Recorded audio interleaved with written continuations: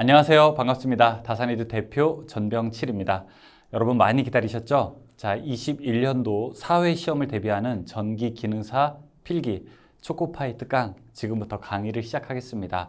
이 전기 이론 그리고 기기 설비 제가 지금부터 세 과목을 총 208문제를 준비했어요. 208문제는 바로 이 직전에 나왔던 문제 중에서 이 중요도가 높고 빈도가 높은 것들을 제가 아주 골고루 섞어서 앞으로 출제될 경향, 즉 적중 문제일 확률이 높은 것들만 모았고요. 여러분 적어도 시험을 치른다 하면 여기 있는 문제 정도는 확실하게 알고 가셔야 할 것 같습니다. 자, 이 교재는요, 여러분 다산에듀에서 번개 배송으로 만나보실 수 있습니다. 다산에듀 홈페이지에 오셔서 번개 배송, 그리고 전기기능사 필기, 그리고 21년 사회 초코파이 특강 교재를 선택하시면 여러분 주문하신 이후에 10초 안에 여러분의 메일로 다운로드 받고 원하시는 만큼 출력해서 사용할 수 있으니까요. 꼭 여러분이 즐거운 그리고 편안한 공부가 되시길 바라겠습니다. 그럼 저와 함께 지금부터 문제를 풀어볼 거예요. 그런데 여러분 잘 아시다시피 제가 약간 흥분하면 그리고 약간 고조되면 목소리가 조금 빨라집니다. 그래도 괜찮아요. 왜냐하면 여러분 이 영상은 계속 몇 번이고 돌려볼 수 있죠. 그러니까 여러분께서 계속 돌려본다라고 생각하고 제가 중간에 다소 말이 빨라지더라도 여러분들의 학습 시간을 줄이기 위한 전략이기 때문에 잘 이해해 주시기 바라겠습니다. 자, 그럼 지금부터 강의를 시작하겠습니다. 1번 1m의 저항이 25인 전선의 길이를 2배로 늘리면 자, 저항은 몇 옴이 되는가 물어보고 있습니다. 그 뒤에 동선의 최적이 일정하다라고 하는 그런 조건을 달고 있죠. 여러분 잘 아시다시피 우리가 전선의 저항 R이라고 하는 건 어떻게 되죠? 맞아요. 로 A분의 L 이렇게 되죠. 여기에서 문제에서 나타내고 있는 거는 최적이 일정하게 될 때 길이가 2배라고 됐습니다. 그러면 여기 L은 바로 2배가 되는 거죠. 그런데 문제는 최적이 일정하다고 했으니까 면적에 대한 것도 고민해야 되는데요. 최적이 일정하다. 제가 가래떡 생각하면 된다고 했어요. 가래떡을 여러분 길이를 2배로 한번 이렇게 쭉 늘려보시죠. 그러면은 굵기는 어떻게 되죠? 굵기는 가늘어지게 되죠. 따라서 굵기는 면적은 2분의 1배가 됩니다. 그러면 길이는 2배가 되고 면적은 2분의 1배가 되니까 총 저항은 몇 배? 맞아요. 4배가 되죠. 원래 저항이 25옴이었으니까 4배가 되어서 이제 80옴이 됩니다. 답은 4번이죠. 2번 다음 중 전류를 흘렸을 때 열이 발생하는 원리를 이용한 것이 아닌 것은 무엇이냐 이렇게 물어보고 있습니다.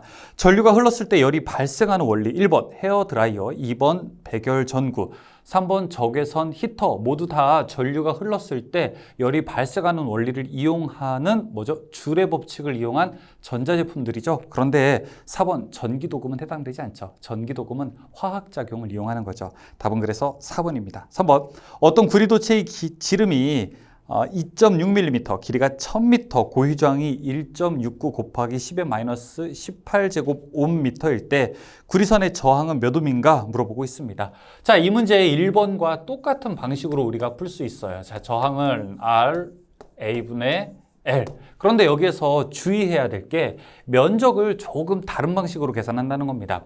왜냐하면 면적이라고 하는 것은 우리가 원의 면적을 계산할 때 파이 R에 이렇게 제곱 계산하게 되죠. 파이라고 하는 것은 3.14고 자 이때 R이 반지름에 해당되니까 이 구리도체의 지름이 2.6이라고 했으니까 반지름은 1.3 곱하기 10의 마이너스 3제곱이 되는 거죠. 여러분 이거 제가 지금 말로 하지만 밑에 해설 보시게 되면 누구나 다 풀 수 있는 문제가 되죠. 자, 제가 말로 할게요. 1.3 곱하기 10의 마이너스 3제곱 그리고 괄호 닫고 계산하게 되면 위에 분자에 1000이 들어가게 되면 결국 3.18옴이 나오게 됩니다. 답은 그래서 1번이 되죠. 4번 그림의 휘트스톤 브릿지의 평형 조건은 무엇이냐 물어보고 있습니다. 이 그림 딱 보면은 우리가 이 문제 쉽게 알 수 있죠. 대각선의 곱이 서로 같아야 우리가 휘트스톤의 평형 조건이라고 하는 거 알 수 있고요. 그 평형 조건이 만들어지기 위해서는 대각선 PR 그리고 XQ와 같아야 되니까 PR과 XQ가 같아야 된다는 조건을 우리가 X식으로 풀어보게 된다면 어떻게 되나요? Q분의 PR 이렇게 되죠. 따라서 Q분의 PR 답은 2번이 설명하고 있습니다. 5번 그림과 같은 회로에서 합성 저항은 몇 옴인가? 이런 문제는 그냥 우리가 딱 보자마자 답이 나와야 합니다 라고 제가 부가적으로 설명을 드릴 수 있습니다. R1과 R2가 병렬로 되어 있고 R3와 R4가 병렬로 되어 있으니까 우리가 두 개 병렬로 되어 있다면 이렇게 계산할 수 있죠. R1 플러스 R2 합분의 곱 R1 곱하기 R2. 자, 그 다음에 두 개가 직렬로 되어 있으니까 플러스 R3 플러스 R4 분의 R3 곱하기 R4. 자, 이렇게 계산하는 식을 찾게 된다면 여러분 이 식을 찾는 것 정도는 충분히 할 수 있으시죠? 네, 4번이 됩니다. 6번. 2옴의 저항과 3옴의 저항을 직렬로 접속할 때 합성 컨덕턴스는 몇 옴인가? 자, 컨덕턴스라는 말 나오게 되면은 도대체 무슨 말이지?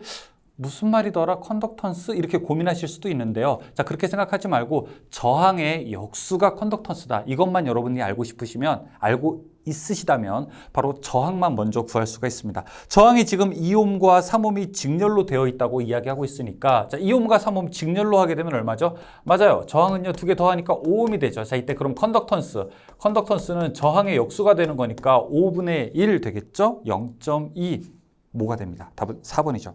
7번 2, 4, 6 세 개의 저항을 병렬로 연결했을 때 전체 전류가 10A이면 이 옴에 흐르는 전류는 몇 암페어인가 물어보고 있습니다. 제가 이 문제는 특별하게 그림을 한번 그려서 여러분과 풀어보겠습니다. 자, 저항이 하나 있어요. 여기 두 개 있고 그 다음에 세 개 있습니다. 이렇게 저항이 세 개 있는데 하나, 둘, 세 개가 2옴, 4옴, 그 다음에 6옴이라고 합니다. 이때 전체 전류가 여기 10A이면 이 물어보고 있는 것은 무엇이냐면 바로 여기 2옴짜리에 흘러가는 전류, 이 I0가 얼마냐? 그거 물어보고 있는 겁니다. I0를 어떻게 구할까요? 이 전체 양단에 걸리는 전압을 알게 되면 우리가 I0를 쉽게 구할 수가 있어요. 자, 그러면 전체 양단에 걸리는 전압은 어떻게 계산하게 될까요? 여기 합성 저항에다가 전류를 곱하게 되면, 즉 V는 IR이니까 두 개를 곱하게 되면은 전체 우리가 양쪽에 걸리는 전압을 알 수 있게 되겠죠. 합성 저항부터 먼저 구해볼까요? 합성 저항 계산하게 되면은 다 각각 병렬로 되어 있으니까 2분의 1 플러스 4분의 1 플러스 6분의 1 분의 1이 되고요. 자, 이거 합성 저항 구하게 되면은 여기 해설에서 나와 있는 것처럼 약 1.09옴 정도 되게 됩니다. 자, 이때 그러면은 V 양쪽에 걸리는 전압은 어떻게 되냐? 10 곱하기 1.09니까 자, 이거 10.9V가 되고요. 자, 그러면은 I0는 얼마큼이 되냐? I0 흐르는 전류 I는 R 분의 V, 여기 저항이 바로 2옴이 되는 거고요. 그 다음에 10.9 계산할 수 있습니다. 여러분 이거 계산하게 되면은 5.45 이렇게 딱 누가 봐도 알 수 있지만 그렇게 암산으로 계산할 수도 있지만 여러분이 시험장에는 공학용 계산기를 지참할 수 있기 때문에 반드시 직접 한번 계산해 보셔야 된다는 거 잊지 마십시오. 답은 이렇게 되면 3번이 되겠네요. 8번 10옴의 저항 3개, 5옴의 저항 4개, 100옴의 저항 1개가 있다. 이들을 모두 직렬로 접속할 때 합성 저항은 얼마냐 계산할 수 있습니다. 이거는 수학이 아니라 산수만 할 줄 알아도 풀 수 있는 문제가 되죠. 산수만 알아도 어떻게? 10옴의 저항이 3개 있으니까 30, 5옴의 저항이 4개 있으니까 20, 그리고 100옴의 저항이 1개 있으니까 100. 자, 제가 지금 이야기한 이 세 개의 값을 다 더해 보십시오. 그러면은 얼마? 150이 되겠죠. 답은 4번입니다. 다음 9번. 여기 회로에서 10옴에 걸리는 전압은 몇 볼트가 되는가? 이렇게 물어보고 있습니다. 이거 전체 전류에다가 10옴을 곱하게 되면은 양단에 걸리는 전압 이렇게도 알 수 있고요. 아니면은 우리가 전체 걸리는 전압 V는 모든 저항을 다 더한 거 분의 10 계산하고 거기에다가 전체 전압을 곱해도 풀 수 있습니다. 저는 지금 해설가 나와 있는 방식으로 푸는 것을 조금 더 권장드리기도 하는데 혹시 이렇게 하는 것이 조금 낯설다 생각이 되시는 분들은 전체 전류 I를 먼저 구해 보십시오. I는 어떻게 구하죠? R분의 V니까 전체 R은 35분의 105 구한 다음에 그렇게 되면 얼마가 되죠? 3A가 나오죠. 3A 곱하기 10 하게 되면 30V가 나오겠네요. 답은 4번입니다. 10번 기전력 1.5V 내부 저항 0.1옴의 전지 5개를 직렬로 접속한 전원에 저항 7옴의 전구를 접속하면 전구에 흐르는 전류는 몇 암페어가 되겠는가? 이런 문제 나오게 되면 우리가 필수적으로 좀 그림을 그려서 접근하면 좋겠다 이런 생각을 합니다. 일단 기전력 1.5V 내부 저항 0.5짜리가 5개 직렬로 되어 있다고 하니까 전압은 1.5가 5개 있으면은 7.5V고요. 그 다음에 0.1이 5개 있으면은 0.5ohm이 되겠죠. 여기에다가 얼마짜리를 외부에다가 건다고 했습니까? 7ohm짜리를 건다고 했죠. 그럼 여기 흐르는 전류 I는 계산할 수 있죠. I는 R분의 V. 자, 그러면 R 값은 얼마예요? 7.5. 전압 7.5. 1A 이렇게 쉽게 구할 수가 있겠네요. 답은 2번. 11번 저항 R1R2를 병렬로 접속하면 얼마인가? 이거 만약에 풀지 못하면 저랑 같이 공부한 분 아니죠. 저랑 같이 공부를 하셨다면 이 정도 문제야 그냥 쉽게 풀 수 있겠죠. 합분의 곱 계산하게 되면은 답 3번이라고 할 수 있습니다. 12번 그림과 같이 R1, R2, R3의 저항 3개가 직병렬 접속되었을 때 합성 저항은 어떻게 되는가 물어보고 있습니다. 자, 여기 위에는 지금 R1과 R2가 어떻게 되어 있습니까? 직렬로 같이 연결되어 있으니까 합성 저항을 저는 이렇게 R1과 R2를 같이 한 세트로 보고서 지금부터 이야기를 전개해 볼게요. 두 개가 R1, R2 합친 것과 그 다음에 R3라고 하는 것이 어떻게 되어 있습니까? 병렬로 되어 있으니까 두 개를 합한 것 분의 두 개를 곱한 것 이렇게 계산하면 되겠죠. 그럼 두 개를 합한 것 하게 되면 합성 저항은 이렇게 R1 플러스 R2 플러스 R3가 되고요. 여기에 곱한 것 계산하게 되면은 R1 곱하기 R2에다가 플러스죠. 그 다음에 R3. 자, 이렇게 우리가 이야기할 수 있습니다. 이게 지금 그림과 같이 나오는 것에 우리가 실제 풀이라고 볼 수 있죠. 답은 그러면은 1번이 되겠네요.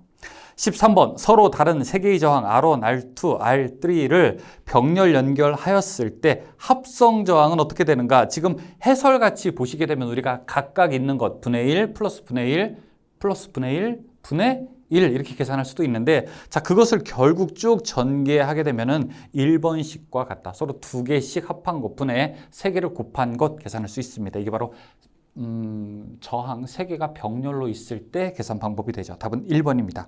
14번 계측 방법에 대한 설명 중에서 옳은 것은 무엇인가? 1번 어스 테스터로 절연 저항을 접속한다. 측정한다. 맞습니다. 2번 검정기로 전압을 측정한다. 맞아요. 아니죠. 어스테스터는 절연 저항이 아니라 접지 저항이죠. 그렇죠? 자, 이번 검정기로 전압이 아니라 검정기로는 전압의 유무를 확인하게 되죠. 다음 3번 맥어로서 회로의 저항을 측정한다. 절연 저항이죠. 그렇죠? 4번에 콜라우시 브릿지로 접지 저항을 측정한다. 4번이 맞는 말입니다. 여기서 옳은 것을 찾으라고 했으니까 4번이 되겠네요. 15번 같은 저항 4개를 그림과 같이 연결하여 A, B 간에 일정 전압을 가했을 때 소비 전력이 가장 큰 것은 무엇인가? 여러분, 이 문제 별표 하나를 꼭 쳐두십시오. 뭐라고요? 이 문제 별표 하나를 꼭 쳐두십시오. 왜냐하면 이 문제가 굉장히 자주 나오고 있어요. 다음 중 소비 전력이 가장 큰 거, 소비 전력이 가장 작은 거. 여기 15번과 16번이 바로 이어지는 문제의 형식이라고 볼 수 있는데요. 15번. 여러분 그러니까 이거를 그냥 여러 가지 수식으로 계산하지 말고 소비 전력이 가장 큰 방식은 바로 병렬로 연결했을 때 그리고 소비 전력이 가장 작은 방식은 다 직렬로 연결했을 때라고 꼭 기억하시기 바랍니다. 그러면 일단 15번 그대로 풀 수 있어요. 문제에서는 소비 전력이 가장 큰 게 무엇이냐 묻고 있기 때문에 이거는 4번이 답이에요. 그대로 갑니다. 16번에서는 같은 크기 저항 3개를 연결했을 때 소비 전력이 가장 작은 연결법이 뭐냐 이렇게 묻고 있죠. 가장 작은 것은 모두 다 직렬로 연결했을 때입니다. 답은 1번이 되죠. 17번 500ohm의 저항에 1A의 전류가 1분 동안 흐를 때 발생하는 열량은 몇 칼로리인가 물어보고 있습니다. 발생하는 열량 하게 되면 우리가 줄의 법칙을 꼭 기억해야 되죠. 게다가 마지막에 칼로리로 물어보게 되면은 0.24 I제곱에 RT 자, 이 식이 꼭 들어가야 되겠죠. 0.24 자, I값 전류가 얼마라고 했냐면요 1A라고 했습니다. 자, 그러면 1의 제곱. 여기 저항이 얼마냐? 500이라고 했습니다. 시간이 얼마냐? 시간은 반드시 우리가 초로 계산을 하게 됩니다. 초가 1분이라고 했으니까 60초 계산할 수 있겠죠. 자, 빠르게 여러분이 계산하시면은 절대 답이 안 나오죠. 반드시 계산기로 계산을 하셔야 되겠죠. 그렇죠? 계산하게 되면은 답이 나올 겁니다. 답은 4번 7200이 나올 거예요. 18번 패러데이 법칙에서 화학 당량이란 무엇을 나타내는가? 원자량을 원자 가로 나눈 거 2번이고요. 19번 내부 저항이 R인 전지를 두 개 직렬로 연결한 전원에 외부 저항은 몇 ohm을 연결하여 최대 전력을 연결하여 전력을 최대로 전달할 수 있는가? 이게 우리가 최대 전력 전달 조건이라고 이야기하죠. 최대 전력 전달 조건에서는 내부 저항과 외부 저항의 크기가 같아야 된다고 이야기했으니까 내부 저항이 지금 R자리가 두 개 직렬로 되어 있으니까 우리가 ER이라고 할 수 있고요. 여기에 최대의 전력을 우리가 전달할 수 있는 방법은 외부에도 같은 크기의 전력에 같은 크기의 저항을 넣는 거. 외부에다가 ER을 집어넣으면 될 겁니다. 답은 3번이죠. 20번 납축전지의 양극의 재료는 무엇인가? PbO2 이산화납. 21번 다음 중 1차 전지가 아닌 것은? 1차 전지라고 하는 것은 한 번 충전하고 재활용하지 못하는 전지를 우리가 1차 전지라고 하게 되죠. 보통 우리가 재활용할 수 있는 전지, 납축전지, 알칼리 전지, 리튬이온, 배터리 이런 것들은 모두 다 2차 전지라고 하게 됩니다. 여기서 지금 1차 전지가 아닌 것은 물어봤으니까 1, 2, 4번은 1차 전지에 해당되고요. 3번 알칼리 축전지는 2차 전지니까 답은 3번에 해당합니다. 22번 전기분해에서 패러데이 법칙은 어떤 것인가 물어보고 싶다. 패러데이 법칙 석출량은 총 전기량에 비례한다 라고 하는 게 우리가 패러데이 법칙이고 석출량 W는 이렇게 계산하게 되죠. K, I, T 이렇게 계산할 수 있습니다. 그런데 여기서 IT라고 하는 게 전기량이 되기 때문에 이렇게도 식이 나올 수 있어요. K, Q로 나올 수도 있습니다. 이렇게 나와도 여러분들이 딱 고를 수 있어야 되겠죠. 답은 3번입니다. 23번 10A의 전류로 6시간을 방전할 수 있는 축전지의 용량은 어떻게 되는가 물어보겠습니다. 10A의 전류로 6시간이라고 하게 되면 축전지의 용량은 암페아 아워니까 암페아 아워라고 하는 게 암페아 곱하기 아워니까 암페아가 10이라고 했고 시간이 6시간이라고 했으니까 이거는 60암페아 아워가 되겠네요. 답은 64번이죠. 24번 두 개의 서로 다른 금속의 접속점에 온도차를 주면 열 기전력이 생기는 현상. 자, 온도차를 주었더니 열 기전력, 그러니까 전기가 생긴다. 자, 이거 우리가 제백 효과죠.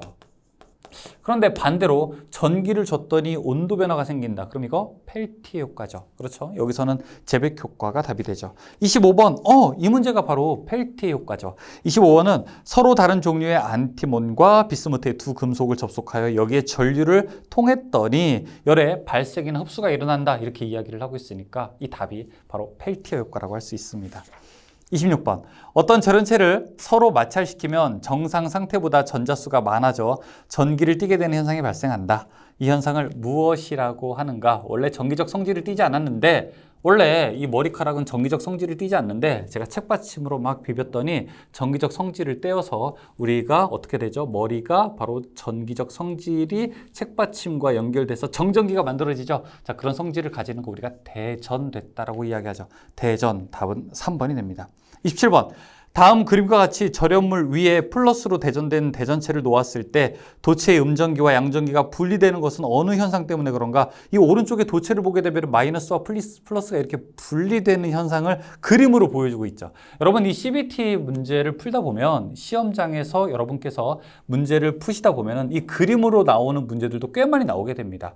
여기에서 보여주고 있는 것이 바로 답은 정전 유도라고 할 수 있죠. 그림이 나오더라도 절대 혼동하지 마시고 그 다음에 괜히 겁내지 마시고 그림에서 무엇을 표시하는지 잘 그 내용을 관찰하시기 바랍니다.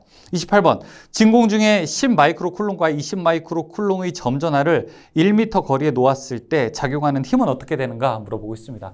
자, 이제 쿨롱의 법칙이죠. F는 여기서 지금 진공이라고 했으니까 원래 식이 이렇게 되죠. 4파이 엡실론 분의 1 그 다음에 거리의 제곱분의 Q1 그 다음에 Q2 이렇게 되는데 지금 진공이라고 했으니까 여기에 쿨롱 상수가 9 곱하기 10의 9제곱 그 다음에 R 거리가 얼마라고 했냐면은 1이라고 했어요. 그렇죠? 그러면은 1의 제곱분의 Q1, Q2가 각각 값이 10 마이크로쿨롱, 20 마이크로쿨롱이라고 합니다. 그러면은 10 곱하기 10 마이크로쿨롱이니까 마이너스 6제곱 그 다음에 20 곱하기 10의 마이너스 6제곱 계산할 수 있죠. 역시 여러분께서 이런 문제들은 직접 손으로 푸는 것보다는 계산기를 이용하시면은 풀 수 있겠죠. 하지만 식은 여러분이 전개해야 된다는 것은 당연한 사실이죠.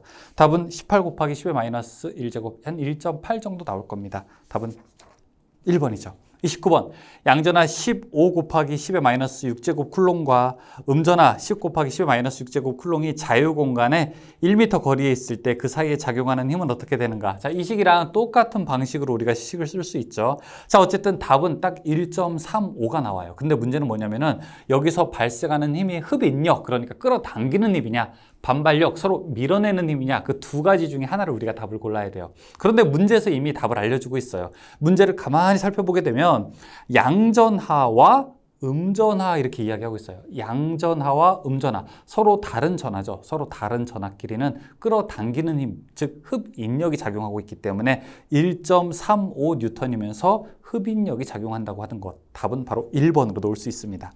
30번 다음 중 가우스 정리를 이용하여 구하는 것은 무엇입니까? 이 가우스 정리가 바로 전기 장에서도 사용되고요, 자기 장에서도 사용되죠. 가우스 정리 N은 어떻게 되죠? 엡실론 분의 자 이렇게 Q 놓는 것이 바로 우리가 전기장에서 얼마나 이 가닥수가 많이 있느냐, 이 전기력선의 가닥수를 구하는 건데, 이 전기력선의 가닥수를 구한다는 것 자체가 사실은 전기장의 세기를 구하게 되는 거죠. 따라서 전기장의 세기를 구하게 되는 것이기 때문에 답은 2번 전개의 세기 이렇게 대답할 수 있습니다. 31번 전기력선의 성질을 설명한 것으로 옳지 않은 것은 무엇인가? 자, 2번에 보시면 전기력선은 도체의 내부에 존재한다 이렇게 되어 있는데, 전기력선은 도체의 내부에 존재하지 않죠. 자, 이런 원리를 이용한 것이 바로 여러분이 아주 번개가 우르르 쾅쾅 치는 날에 가장 안전한 곳이 어디죠? 큰 나무 같은 데가 안전한 게 아니라 자동차 안이 제일 안전하죠. 자동차는 큰 도체이기 때문에 그 안에는 전기력선이 존재하지 않고요. 전기력선이 존재하지 않기 때문에 전개의 세기도 없어서 가장 정기적으로 안전한 상태다라고 할 수 있습니다. 답은 2번이 되죠. 32번 전기력선에 대한 설명으로 틀린 것은 무엇인가? 1번 같은 전기력선은 흡인한다. 같은 전기력선은 흡인한다. 자, 여기 플러스 마이너스가 있다고 해볼게요. 자, 이렇게 전기력선은 플러스에서 마이너스로 가게 될 때 전기력선이 서로 촘촘하게 되어 있는 것이 더 밀도가 높다고 표현하고, 전기력선의 밀도가 높은 곳이 전기장의 세기가 더 크게 되는 곳이 있는데요. 이때 같은 방향일 때는 이 전기장이, 그러니까 전기력선이 서로 합쳐지는 것이 아니라 서로 밀어내게 됩니다. 그러니까 각각 하나하나 낱개로 보이게 되는 거죠. 따라서 1번 같은 전기력선은 흡인한다. 이거는 잘못된 설명이 되는 겁니다. 답은 1번이죠. 33번 정전 흡입력은 인가한 전압의 몇 제곱에 비례하게 되는가? 자, 정전 흡입력이라고 하는 것, 그 힘 F는요 2분의 1에 엡실론 제로분의 2의 제곱, 이렇게 우리가 식을 전개할 수 있습니다. 여기 2, 그러니까 인가한 전압의 바로 제곱에 비례하게 되고요, 인가한 전압의 제곱에 비례하기 때문에 답은 1번이라고 할 수 있죠. 34번 다음 중 전위 단위가 아닌 것은, 자 3번 줄 퍼 쿨롱, 그 다음에 4번 뉴턴 미터 퍼 쿨롬, 자 4번의 볼트, 이건 다 전위의 단위입니다. 그런데 1번 볼트 퍼 미터라고 하는 것은 전개의 세기에 해당이 됩니다. 35번 도면과 같이 공기 중에 놓인 2 곱하기 10의 마이너스 8제곱 쿨롱의 전하에서 2m 떨어진 점 P와 1m 떨어진 점 Q와의 전이차는 몇 볼트인가? 자, 이거는 별표를 2개를 하십시오. 뭐라고요? 별표 몇 개? 몇 개? 대답하시면 안 되는데, 혼잣말인데. 별표는 바로 2개를 하는 겁니다. 여러분 별표를 2개 해주시면 됩니다. 자, 그럼 지금 제가 이 식을 한번 써볼게요. 이 문제는 여러분 관연도를 열심히 공부해 보신 분들은 아실 거예요. 성실하게 공부하신 분들은 굉장히 높게 빈도가 나온다는 것을 알 수 있습니다. 자, 이렇게 일직선이 쭉 되어 있고요. 여기가 바로 자 2 곱하기 10의 마이너스 8제곱, 그 다음에 여기가 Q 지점이고요. 그 다음에 여기가 이제 P 지점이죠. Q 지점까지의 거리는 1m라고 했고요. 그 다음에 P 지점까지의 거리는 2m라고 했습니다. 그러면 우리가 각각 Q의 전위와 P의 전위를 계산한 다음에 둘을 빼게 되면은 이 우리가 전위 차를 알 수가 있겠네요. 일단 P점의 전위를 한번 보죠. 자, VP 계산하게 됩니다. VP는 9 곱하기 10의 9제곱, 그 다음에 거리가 2m니까 2분의 어떻게 계산하죠? 여기 Q값 2 곱하기 10의 마이너스 8. 자, 그 다음에 V Q값은요 9 곱하기 10의 9제곱, 그 다음에 거리 1분의 2 곱하기 10의 마이너스 8. 이 각각 계산하게 되면은 VP 값이 바로 90V가 되고 그 다음에 VQ 값은 180V가 됩니다. 둘의 차이는 얼마? 둘의 차이는 우리가 90V라고 답을 할 수 있죠. 답은 2번. 36번. 다음 평행판 콘덴서의 정전 용량을 늘리는 방법으로 옳은 것은 무엇인가? 평행판 콘덴서를 그림으로 그려보게 되면은 자 이렇게 그릴 수가 있습니다.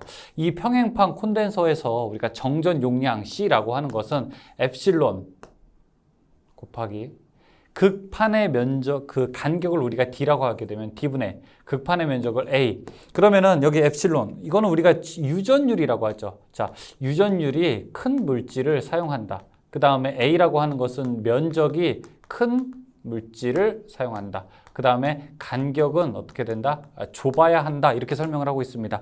정전 용량 C를 높이기 위해서는 여기 두 개가 커야 되고 하나는 작아야 되는데요. 자, 2번 극판의 면적을 크게 한다? 2번은 맞죠. 근데 1번 극판의 간격을 크게 한다? 아니에요. 극판의 간격은 작게 해야 돼요. 3번 비유전율이 작은 유전체를 사용한다? 아니요. 유전율이 높은 걸 사용해야 됩니다. 4번 극판 면적을 작게 한다? 아니요. 극판 면적이 커야 됩니다. 답은 그래서 2번만 맞다고 할 수 있습니다. 37번. 두 콘덴서 10마이크로패러드, 5마이크로패러드를 직렬로 접속하고 양단에 200V의 전압을 가할 때 5마이크로패러드 콘덴서에 걸리는 전압은 어떻게 되는가 물어보고 있습니다. 37번을 보시게 되면 자, 두 콘덴서 5마이크로패러드과 10마이크로패러드. 자, 여기 콘덴서 하나, 그 다음에 두 개가 있습니다. 이게 5마이크로패러드라고 하고 자, 그 다음에 이게 10마이크로패러드라고 보겠습니다. 자, 이때 양단에 200V의 전압을 우리가 가할 거고요. 얼마? 200V의 전압을 가할 거고 제가 이제 알고 싶은 거, 자, 이 양쪽 5마이크로패러드에 걸리는 전압 V1이라고 하는 것을 알고 싶다고 계산할 때 자, V1은 어떻게 되느냐 계산할 수 있습니다. 여러분 이거 조금 혼동스럽게 생각하지 말고 자, 이렇게 갑니다. 전체 전압 200을 곱할 거예요. 여기다가 뭐 두 개를 합한 것분에 5 플러스 10분의 어떤 거? 자기 게 아니라 남의 것. 자, 10 이렇게 계산할 수 있습니다. 이렇게 계산하게 되면 그 결과값은 133V가 나올 텐데요. 답은 4번이 됩니다. 38번. 다음 중 강자성체로만 이루어진 것은 무엇이냐? 강자성체라고 하는 것은 자석을 갖다 댔을 때 너도 자석이 되는 거. 이걸 우리가 강자성체라고 하는데 강자성체는 크게 네 가지 물질이 있죠. 니켈, 코발트, 철, 망간. 그러니까 니코, 철, 망 이렇게 우리가 외울 수 있죠. 니코, 철, 망에 해당되는 것을 딱 여러분께서 고르시면 됩니다. 답은 3번이죠. 39번. 1웨버 퍼 제곱미터는 몇 가우스인가 물어보겠습니다. 답은 4번. 만. 40번. 다음 중 자기 저항의 단위에 해당하는 것은 암페어 턴 퍼 웨버. 답은 4번. 41번. 다음 중 비투자율이 가장 큰 것은 무엇인가? 비투자율이 가장 큰 것이 바로 강자성체라고 했어요. 니켈, 코발트, 철, 망간. 그러니까 네 가지 종류에 해당되는 것. 답은 4번 니켈이 될 수 있죠. 42번. 자극 가까이에 물체를 두었을 때 자화되는 물체와 자석이 그림과 같은 방향으로 자화되는 자성체를 무엇이라고 하는가 물어보고 있습니다. 지금 여기에서 밖에 N극, S극이 있는데 N극과 S극의 자석이 이런 모양으로 되어 있고 가운데 있는 자석의 모양이 N, S 이런 모양으로 되어 있어요. 그런데 이게 가만히 보게 되면은 이 자기장의 방향이 N에서 S 쪽으로 가게 되죠. 원래 N에서 S 이런 방향으로 가야 되는데 그것과 반대로 가니까 이 반대로 되는 것을 우리가 무엇이라고 하냐? 바로 반자성체라고 부르게 됩니다. 반자성체는 2번이죠. 43번. 전기와 자기의 요소를 서로 대칭되게 나타내지 않는 것은 무엇이냐? 1번의 유전율과 투자율이 된다라고 하는데 여기서 유전율이 아니라 전기에서는 우리가 도전율이라고 하는 것이 자기에서는 투자율과 서로 대응하는 개념이 됩니다. 따라서 1번은 해당되지 않습니다. 44번. 전류에 의해 만들어지는 자기장의 자기력선 방향을 간단하게 알아내는 법칙은 무엇인가? 자, 여기 전기선에 전류가 흐를 때 이 자기장의 방향이 어느 방향으로 만들어지게 되지? 자, 제가 지금 이렇게 오른손으로 알게 됐죠. 앙페르의 오른손 법칙이죠. 오른나사 법칙 이렇게도 설명할 수 있죠. 답은 3번입니다. 45번. 진공 중에 두 자극 M1M2를 R미터의 거리에 놓았을 때 작용하는 힘은 어떻게 되는가 물어보고 있습니다. 자, 45번에서는 우리가 진공 중에 작용하는 두 자극 사이의 힘을 물어보고 있기 때문에 쿨롱의 법칙을 설명해야 되겠죠. F는 아까는 우리가 진공의 유전율 집어넣을 우리가 그 두 전하 사이에 작용하는 힘을 계산했을 거고요. 했고요. 지금은 두 자극 사이에 작용하는 힘이기 때문에 4파이 뮤 분의 1 그리고 R 제곱분의 M1, M2. 자, 이것은 자극에서의 자개의 쿨롱의 법칙을 설명하고 있습니다. 답은 2번이 되죠. 근데 여기서 문제는 진공이라고 하고 있으니까 진공일 때는 여기가 뮤 제로가 돼야 되죠. 진공의 투자율을 넣어야 합니다. 46번. 다음 그림 P점의 자기장의 세기를 구하는 비호 사발의 법칙을 옳게 나타낸 것은 무엇인가? 이것도 역시 저랑 공부하셨다면 딱 하고 한 번에 풀 수 있는 그런 문제죠. 우리가 딱 하고 풀 수 있는 문제. 뭐라고 했죠? 싸, 제곱 이렇게 이야기했었죠. 왜? i하고 옆에 사인하고 이렇게 제곱이 되어 있는 거를 찾으면 됩니다. 싸, 제곱. 답은 2번이 되죠. 47번. 공심 솔레노이드의 내부 자개의 세기가 500A 턴/m일 때 자속 밀도는 몇 웨버 퍼 제곱미터가 되는가 물어보고 있습니다. 자속 밀도 B는 이렇게 계산합니다. 뮤 H. 근데 이 뮤라고 하는 것은 우리가 진공의 투자율에다가 B 투자율을 곱한 거고요. 여기 자기장의 세기 H를 곱하는 거기 때문에 진공의 투자율은 얼마입니까? 4파이 곱하기 10의 마이너스 7제곱이죠. 여기 그리고 B 투자율이 얼마라고 했냐면은 B 투자율은 알려주진 않았네요. 그럼 B 투자율은 관계없이 그냥 1로 계산할 수 있고요. 자, H는요. 자기의 세기가 500이라고 했으니까 500 이렇게 계산하게 되면은 이 전체 값 알 수 있습니다. 6.28 곱하기 10의 마이너스 4제곱 계산할 수 있네요. 답은 2번이 됩니다. 48번. 평균 반지름 R미터인 환상 솔레노이드의 I의 전류가 흐를 때 내부 자개의 세기가 H였다. 권수는 어떻게 되는가 물어보고 있습니다. 48번에 우리가 자기장의 세기 우리가 자기장의 세기 H를 구하는 거 세 가지가 있죠.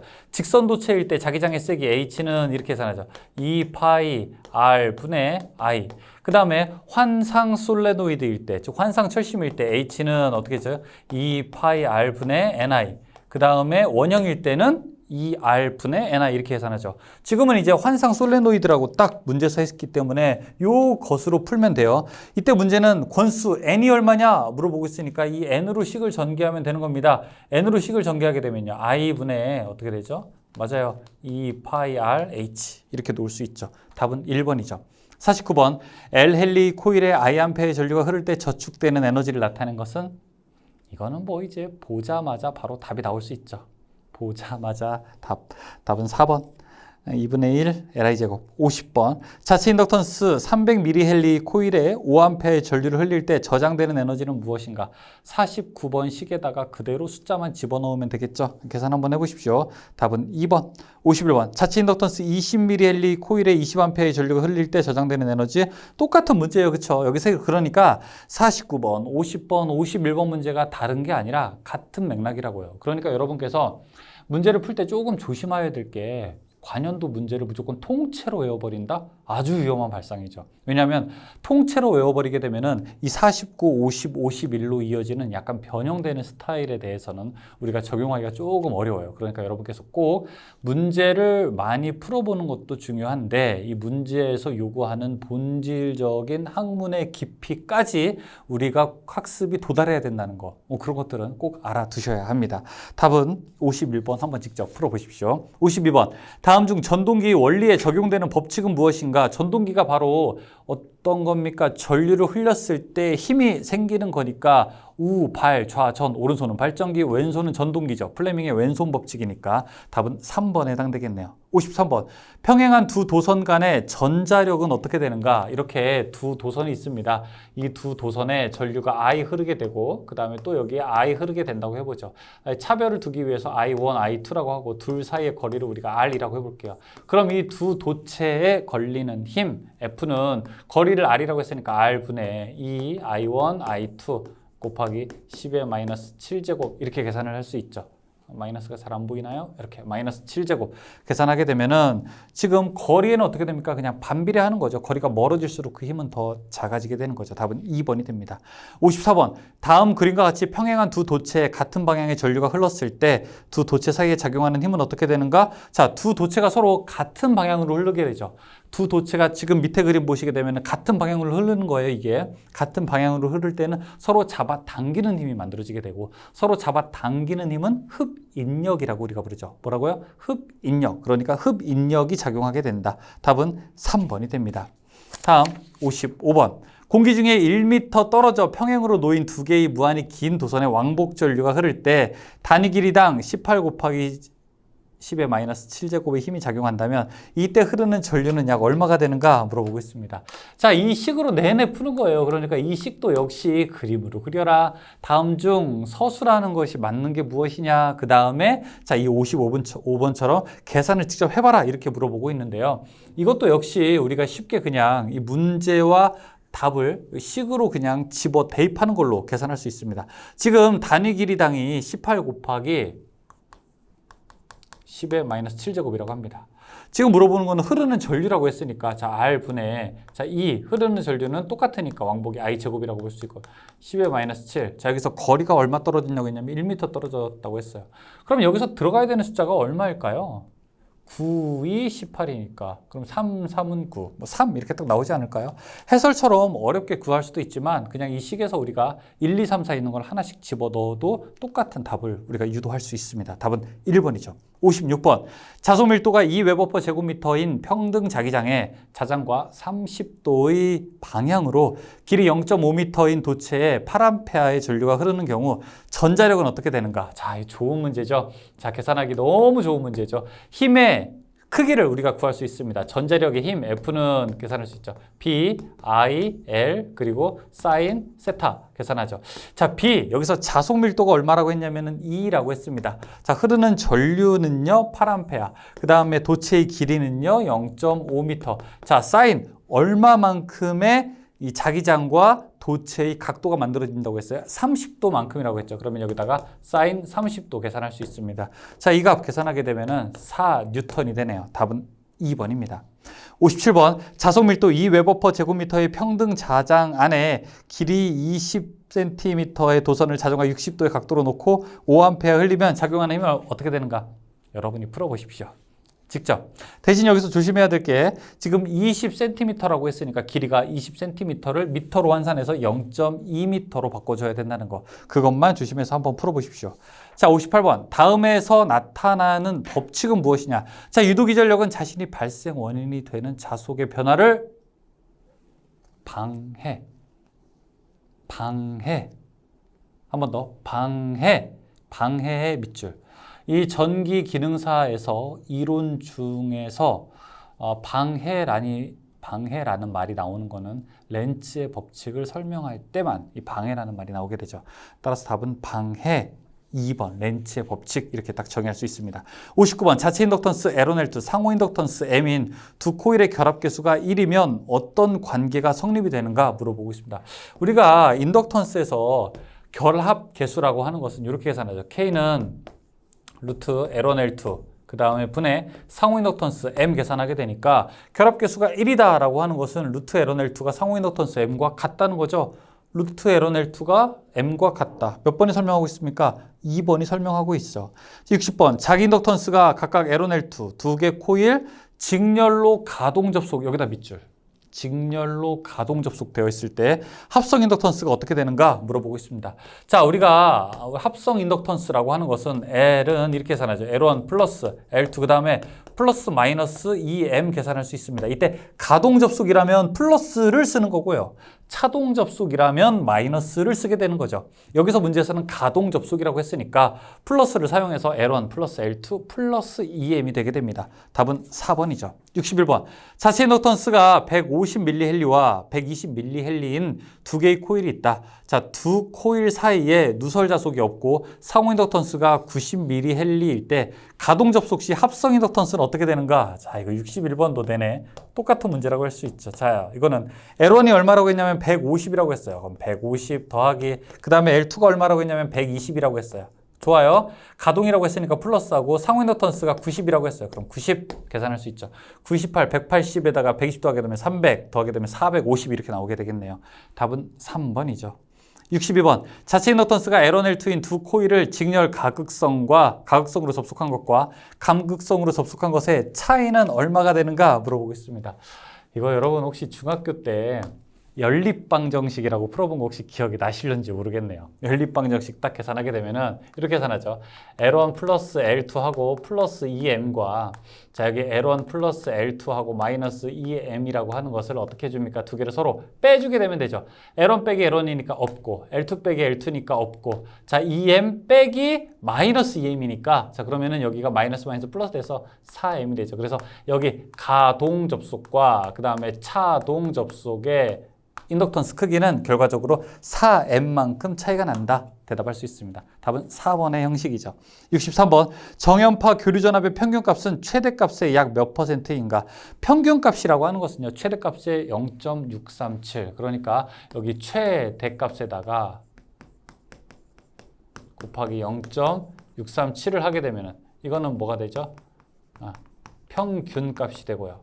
다음에 대값에다가 곱하기 0.707 하게 되면은 이거는 뭐죠? 맞아요.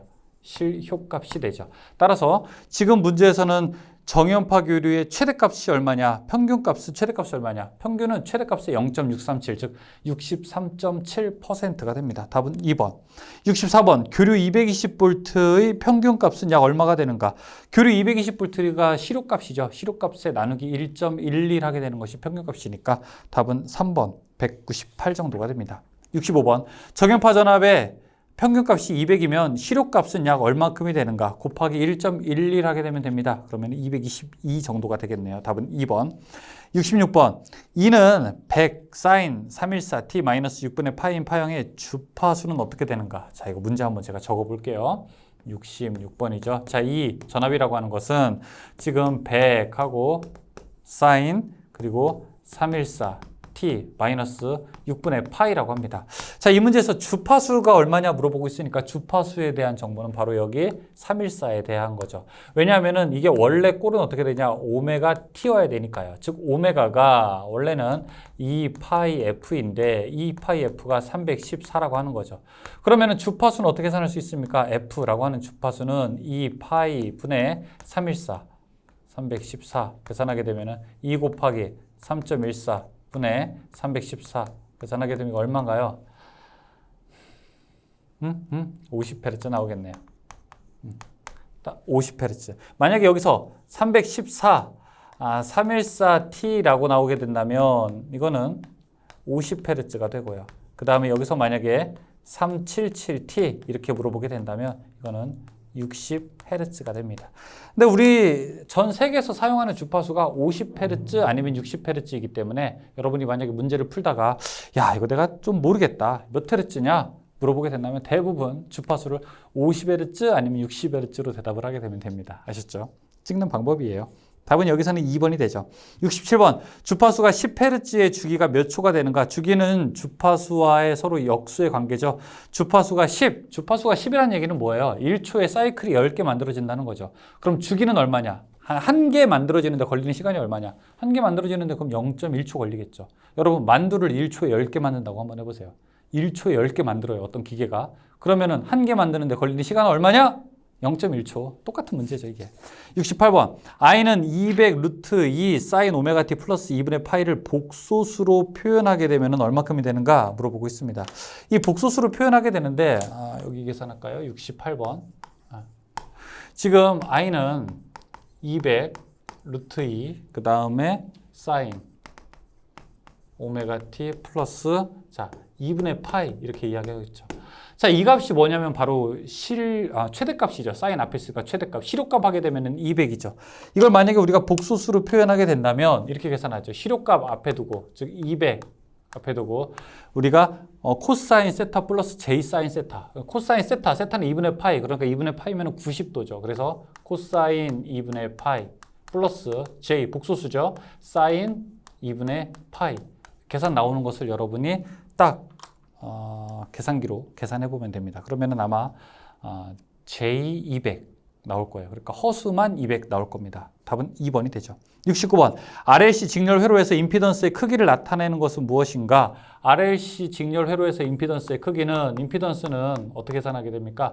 이 저항의 제곱 플러스 리액턴스의 제곱이 이 제곱과 같으니까 임피던스라고 하는 것은 루트 R의 제곱 플러스 X의 제곱인데, 자, 이것은 루트 R의 제곱, 그 다음에 플러스 XL 마이너스 XC의 제곱 이렇게 계산하죠. 자, 이렇게 나와 있는 형식을 여러분께서 고르시면 되고, 자, 그 답은 바로 3번이 되겠죠.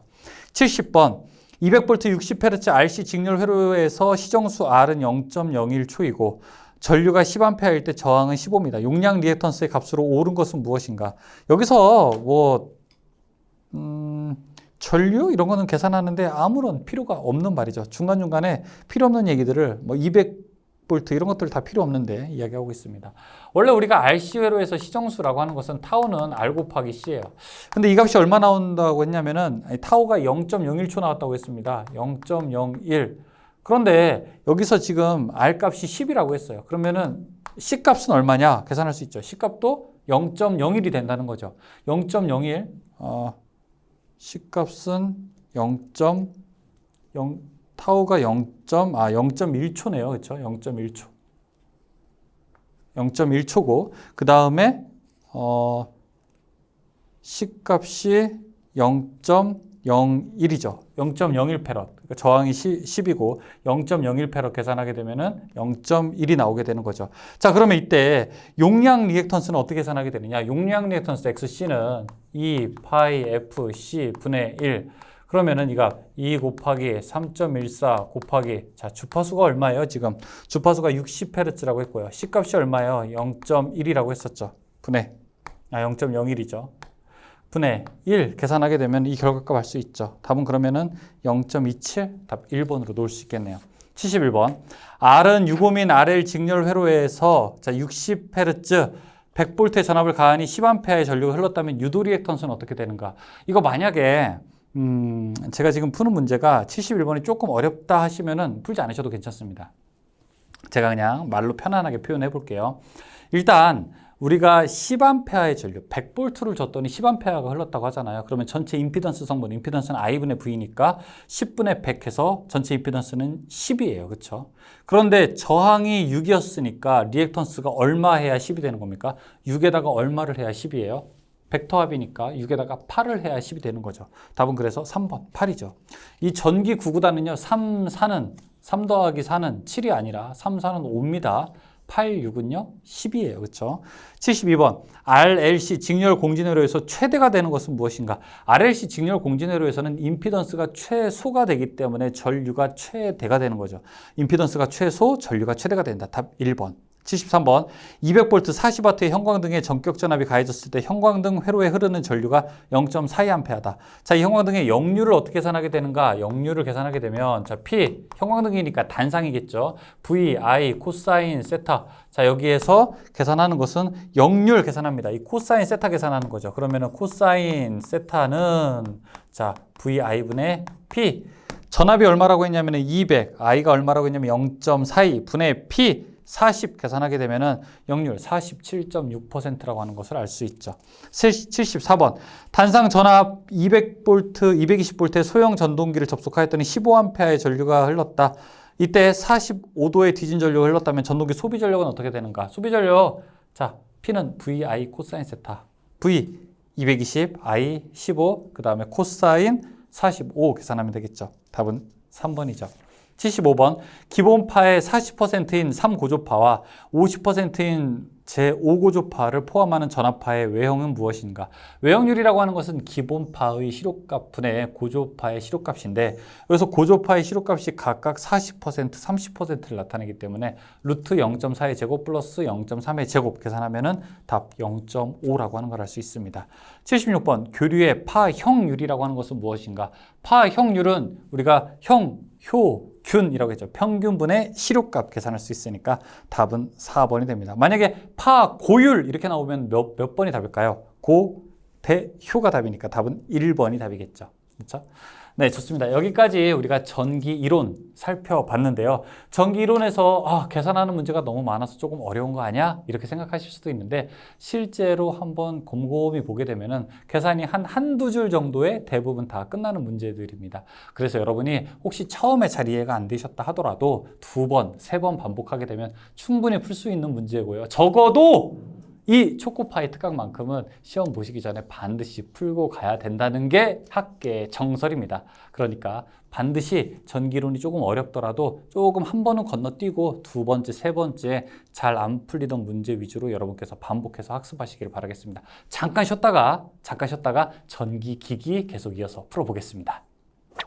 이제 전기기기 문제를 풀어보겠습니다. 전기기기는 전기 이론과는 다르게 조금 계산하는 문제의 양이 적죠.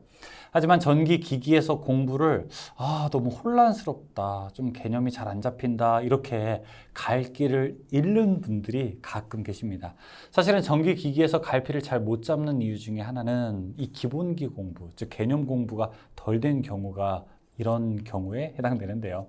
여러분께서 만약에 제가 지금 문제를 계속 풀고 있는데 이 전체적인 개념이나 그림이 잘 안 그려진다 이렇게 생각이 드신다면 전기 기능사 필기 이론 강의가 이렇게 유튜브와 저희 다산에듀 홈페이지에 무료로 올라와 있잖아요.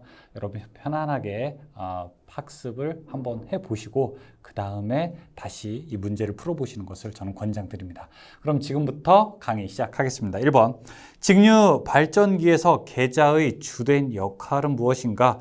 자, 2번에 자속을 만든다. 이게 맞죠. 계자는 자속을 만들고요. 전기자는 자속을 끊어서 기전력을 발생하게 되고 정류자는 우리가 교류를 직류로 바꾸게 됩니다. 2번, 직류 발전기에서 브러쉬와 접촉하여 전기자 권선에 유도되는 교류 기전력을 정리해서 직류로 만드는 부분은 조금 전에 말씀드렸던 것 같은데 직류로 만드는 부분은 자, 이번에 정류자. 3번, 직류기에 있어서 불꽃 없는 정류를 얻는데 가장 유효한 방법은 무엇인가? 1번, 보급과 탄소 브러쉬가 불꽃 없는 정류를 얻는데 가장 유효하죠. 4번, 아크 용접용 발전기로 가장 적당한 것은 무엇인가? 3번에 차동 복권기입니다. 우리가 차동 복권기를 사용해서 용접용 발전기를 이용하는데 왜 그렇죠? 무슨 특성 때문에? 무슨 특성? 자, 네 글자. 땅땅 특성. 수하 특성이죠. 답은 3번입니다. 5번, 전기자 권선법 중에서 중권의 특징으로 옳은 것은 중권은 중첩해서 갚는다 이렇게 생각을 하셔도 괜찮아요. 중권은 1번 병렬 회로 수가 극수와 같다. 이게 맞는 겁니다. 2번에 병렬 회로 수가 2다. 이거는 파권에 해당되는 거고요. 3번에 고압 저전류 발전에 사용된다. 4번에 직렬권이라고도 한다. 역시 파권에 대한 설명입니다. 6번, 6극 전기자 도체수 400, 매극 자속수 0.01웨버, 회전수 600rpm, 파권 직류기의 유기기전력은 몇 볼트인가 물어보고 있습니다. 자, 6번에서 우리가 이 유기기전력은 P, Z, 파이, 그 다음에 60A분의 N 계산할 수 있죠. 이게 바로 기전력이잖아요. P, 극수를 여기서 알 수 있습니다. 6극이고요. 전기자 총 도체수 400, 자속수 0.01, 그 다음에 곱하기 60의 A 병렬 회로수가 얼마라고 했냐면 여기가 파권이라고 돼 있어요. 파권이니까 이게 2가 되고요. 그 다음에 N 회전수는 600이 됩니다. 자, 이것을 우리가 계산하게 되면 120V가 됩니다. 답은 1번이죠. 7번, 다음 중 정속도 전동기에 속하는 것은 무엇인가? 속도가 항상 일정한 거. 우리가 이제 전동기 중에서도 일종의 모범생 같은 스타일. 모범생, 약간 저 같은 스타일이라고 할까요? 죄송합니다. 모범생 같은 스타일이 바로 분권 전동기죠. 속도가 일정한 속도를 내게 되는 겁니다. 하지만 이제 직권 같은 경우에는 속도의 크기에 따라서 우리가 토크가 급격하게 변화하니까 이 직권은 조금 이렇게 기분이 급변하는 이런 친구라고 볼 수 있고 분권은 좀 일정한 특성이라고 할 수 있습니다. 답은 4번이죠. 8번, 다음 그림의 전동기는 어떤 전동기인가? 여기 아마추어와 필드, 즉 전기자와 계자가 서로 병렬로 연결되어 있는 것을 알 수 있습니다. 나누어서 되어 있으니까 나눌 분자 써서 3번 분권 전동기가 됩니다. 9번, 직류기에서 전기자 반작용을 방지하기 위한 보상권선의 전류 방향은 어떻게 되는가? 보통 보상권선의 우리가 권선 방향이 여기 N, S가 있게 되면 이 안에 이런 모양으로 이제 들어가 있게 되죠. 자, 여기에서 들어가게 되는 거는 바깥에 있는 것과 안에 있는 것, 즉 이 전기자가 들어가게 되면 여기는 나오는 거죠. 그러니까 이 보상권선과 그 다음에 전기자 권선의 전류 방향은 서로 반대가 되게 되죠. 서로 반대가 되게 된다. 2번이죠. 10번, 직류 전동기의 규약 효율은 어떤 식으로 표현되게 되는가? 원래 입력분의 출력인데 전동기는 전기를 집어 넣는 거죠. 그래서 뭐가 2번 나와야 된다? 입력이 2번 나와야 된다. 입력분의 입력 마이너스 출력 이렇게 계산할 수 있습니다. 답은 4번이죠. 11번. 정격 전압 100V, 전기자 전류 10A, 전기자 저항 1옴, 회전수 1500rpm인 분권 전동기의 역기전력은 어떻게 되는가 물어보고 싶습니다. 자, 여러분, 분권 전동기예요. 지금 제가 그림을 한번 그려볼게요. 이게 사실은 딱 이렇게 말로만 해서는, 그리고 이 식으로만 봐서는 정확하게 어떻게 대입해야 될지 잘 모르거든요. 일단 분권을 먼저 그려볼게요. 분권은 이렇게 필드가 있고요. 그 다음에 여기에 아마추어가 있고요. 그러니까 계자가 있고 전기자가 있다는 뜻이죠. 밖에다가 전압을 가하는 거잖아요. 전동기니까 전격 전압을 100V 가했다고 해요. 여기 100V를 가했습니다. 자, 그리고 전기자 전류가 10옴이에요. 여기 흐르는 전기자의 흐르는 전류가 10A죠. 전기자 저항이 1옴이에요. 1옴. 그러면은 역기전력, 여기에 걸리는 전압이 얼마냐 이거 물어보는 거죠. 여러분, 이 중간에서의 전압 강하가 얼마가 됩니까? V는 IR이니까 계산하게 되면 여기 10V가 걸리는 거죠. 따라서 100V 공급했는데 중간에서 깎아먹은 전압이 10V면 최종 여기에는 얼마 걸리는 거예요? 90V가 걸리게 되죠. 따라서 90V가 걸리게 된다. 답은 1번이 됩니다. 그거를 괜히 식으로 표현하게 되면은 여기 해설과 같이 되는 것이죠. 12번. 다음 중 직류 전동기의 속도 제어 방법이 아닌 것은 무엇인가? 직류 전동기의 속도 제어 방법은 크게 세 가지가 있죠. 전압 제어, 저항 제어, 그 다음에 계자 제어가 있게 되는데, 자, 4번의 주파수 제어. 주파수를 제어하는 것은 직류 전동기의 속도 제어가 아니라 유도 전동기의 속도 제어가 되죠. 답은 4번입니다. 13번. 직류 분권 전동기의 계자 저항을 운전 중에 증가하게 되면은 일어나는 현상으로 옳은 것은 무엇이게 되는가? 자, 계자 저항 증가하게 되면요, 자속은 감소하게 됩니다. 자속 감소하게 되면은 다시 한번요. 계자 저항을 증가하게 되면은 전류가 감소하게 되죠. 전류 감소하게 되면은 자속도 감소하게 되고, 그러면 속도는 증가하게 되죠. 답은 4번이 됩니다. 14번. 워드 레오너드의 속도 제어는 무엇에 해당되게 되는가? 워드 레오너드는 바로 3번 전압 제어에 해당되게 됩니다. 15번. 다음 중 유도 전동기의 속도 제어법이 아닌 것은 무엇인가? 4번의 일근어 제어는 직류 전동기에서 사용하는 속도 제어법이죠. 1번의 주파수 제어나 2번의 슬립 제어나 3번의 2차 저항 제어 같은 것들은 모두 다 유도 전동기에서 사용되는 속도 제어법이라고 할 수 있죠. 16번. 속도를 광범위하게 조절할 수 있어 아변기나 엘리베이터 등에 사용되고, 일근어 방식 또는 워드 레오너드 방식의 속도 제어 장치를 사용할 때 주 전동기로 사용되는 전동기가 뭐냐? 타여자 전동기. 17번. 직류 발전기의 전격 전압 100V, 무부하 전압이 104V이다. 이 발전기의 전압 변동률은 어떻게 되는가 물어봅니다. 전압 변동률 이렇게 계산할 수 있습니다. 바로 전격분의 무부하 빼기 전격 곱하기 100% 놓을 수 있죠. 지금 전격이 얼마라고 했냐면 100이죠. 100분의 무부하 104 빼기 100 곱하기 100%. 그러면은 4%가 되겠죠. 그렇죠? 100분의 4니까 4%. 답은 3번이 됩니다. 18번. 1차 권수가 3000, 2차 권수가 100인 변압기의 전압비는 얼마가 되는가 물어보고 있습니다. 자, 권수 A는 2차 전압분의 1차 전압 놓을 수 있습니다. 그 다음에 2차 권수분의 1차 권수 놓을 수 있으니까, 지금 2차 권수가 100이라고 했고 1차 권수가 3000이라고 했으니까, 자, 이 값은 얼마? 맞아요. 30이 되겠네요. 답은 2번. 19번. 변압기의 규약 효율은 어떻게 되는가? 변압기의 규약 효율은 출력 플러스 손실 분의 출력, 이렇게 계산할 수 있죠. 답은 2번이 되죠. 20번. 히스테리시스 곡선의 가로축과 세로축은 무엇을 나타내게 되는가? 우리가 이거를 히스테리시스 곡선을 이제 저 대학에서 배울 때는 사실 히스테리시스 커브라고 배우지 않고 BH 커브라고 그렇게 배웠습니다. 이게 바로 자속 밀도가 되고요. 자기장의 세기가 되죠. 자, 이때 가로축과 세로축을 나타내는 거니까 가로축은 자기장의 세기, 세로축은 자속 밀도가 되는 겁니다. 답은 몇 번? 2번이 되죠. 21번. 다음 설명에 기역, 니은에 들어갈 알맞은 말은? 히스테리시스 곡선에서 종축과 만나는 점은 땡땡이고, 종축은 여기죠. 세로축.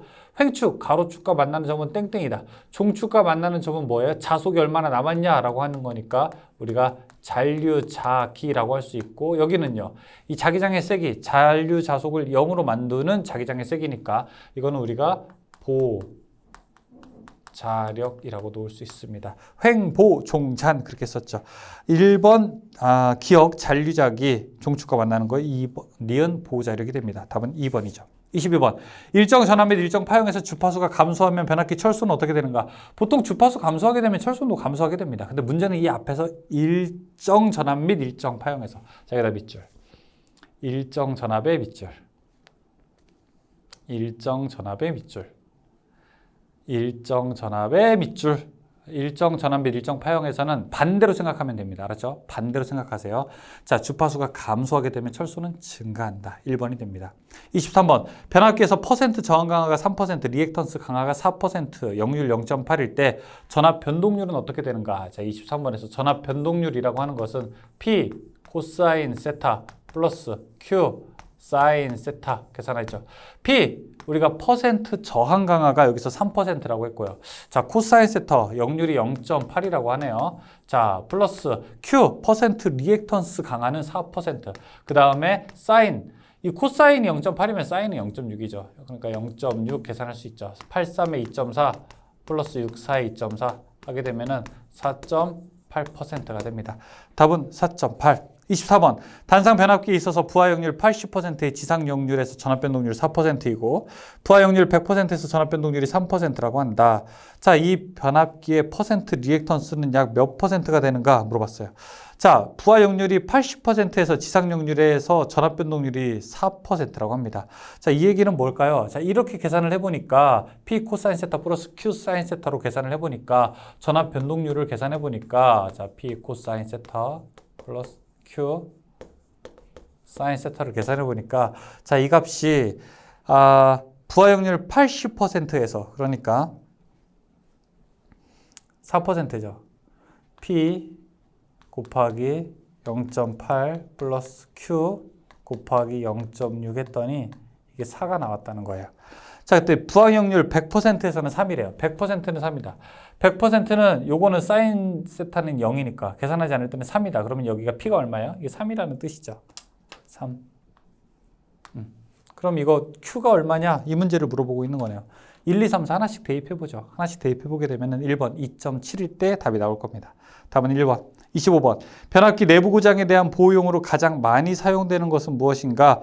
변압기 내부 고장에서는 세 가지입니다. 차동 개정기, 비율 차동 개정기, 부홀즈 개정기. 그 중에서 비율 차동 개정기와 차동 개정기는 전기적 이상을 검출할 수 있죠. 답은 그래서 3번 비율 차동 개정기가 가장 많이 사용되는 것입니다.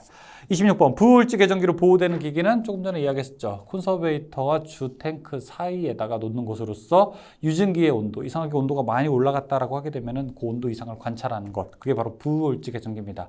어디서? 변압기에서 사용되죠. 답은 1번. 27번. 부홀즈 개정기 설치 위치로 가장 적당한 것. 주 탱크와 콘서베이터 파이프 사이. 변압기 주 탱크와 콘서베이터 파이프 사이. 답은 4번이죠. 28번. 용량이 작은 변압기의 단락 보호용으로 주 보호 방식으로 사용되는 개정기는 전류가 많이 흘렀을 때 이를 눈치챌 수 있는 거. 과전류 개전 방식이죠. 답은 2번이죠. 29번. 변압기유가 구비해야 할 조건은 무엇인가? 1번. 절연 내력이 클 것? 맞죠, 이게? 절연 내력은 커야 되죠. 절연에 버티는 힘은 당연히 커야 되죠. 이번에 인화점은요. 불이 붙는 온도는 높아야 좋은 거죠. 인화점이 너무 낮으면 쉽게 불이 붙는 거잖아요. 웬만큼 온도에서는 불이 붙지 않아야 되니까 인화점은 높아야 되는 겁니다.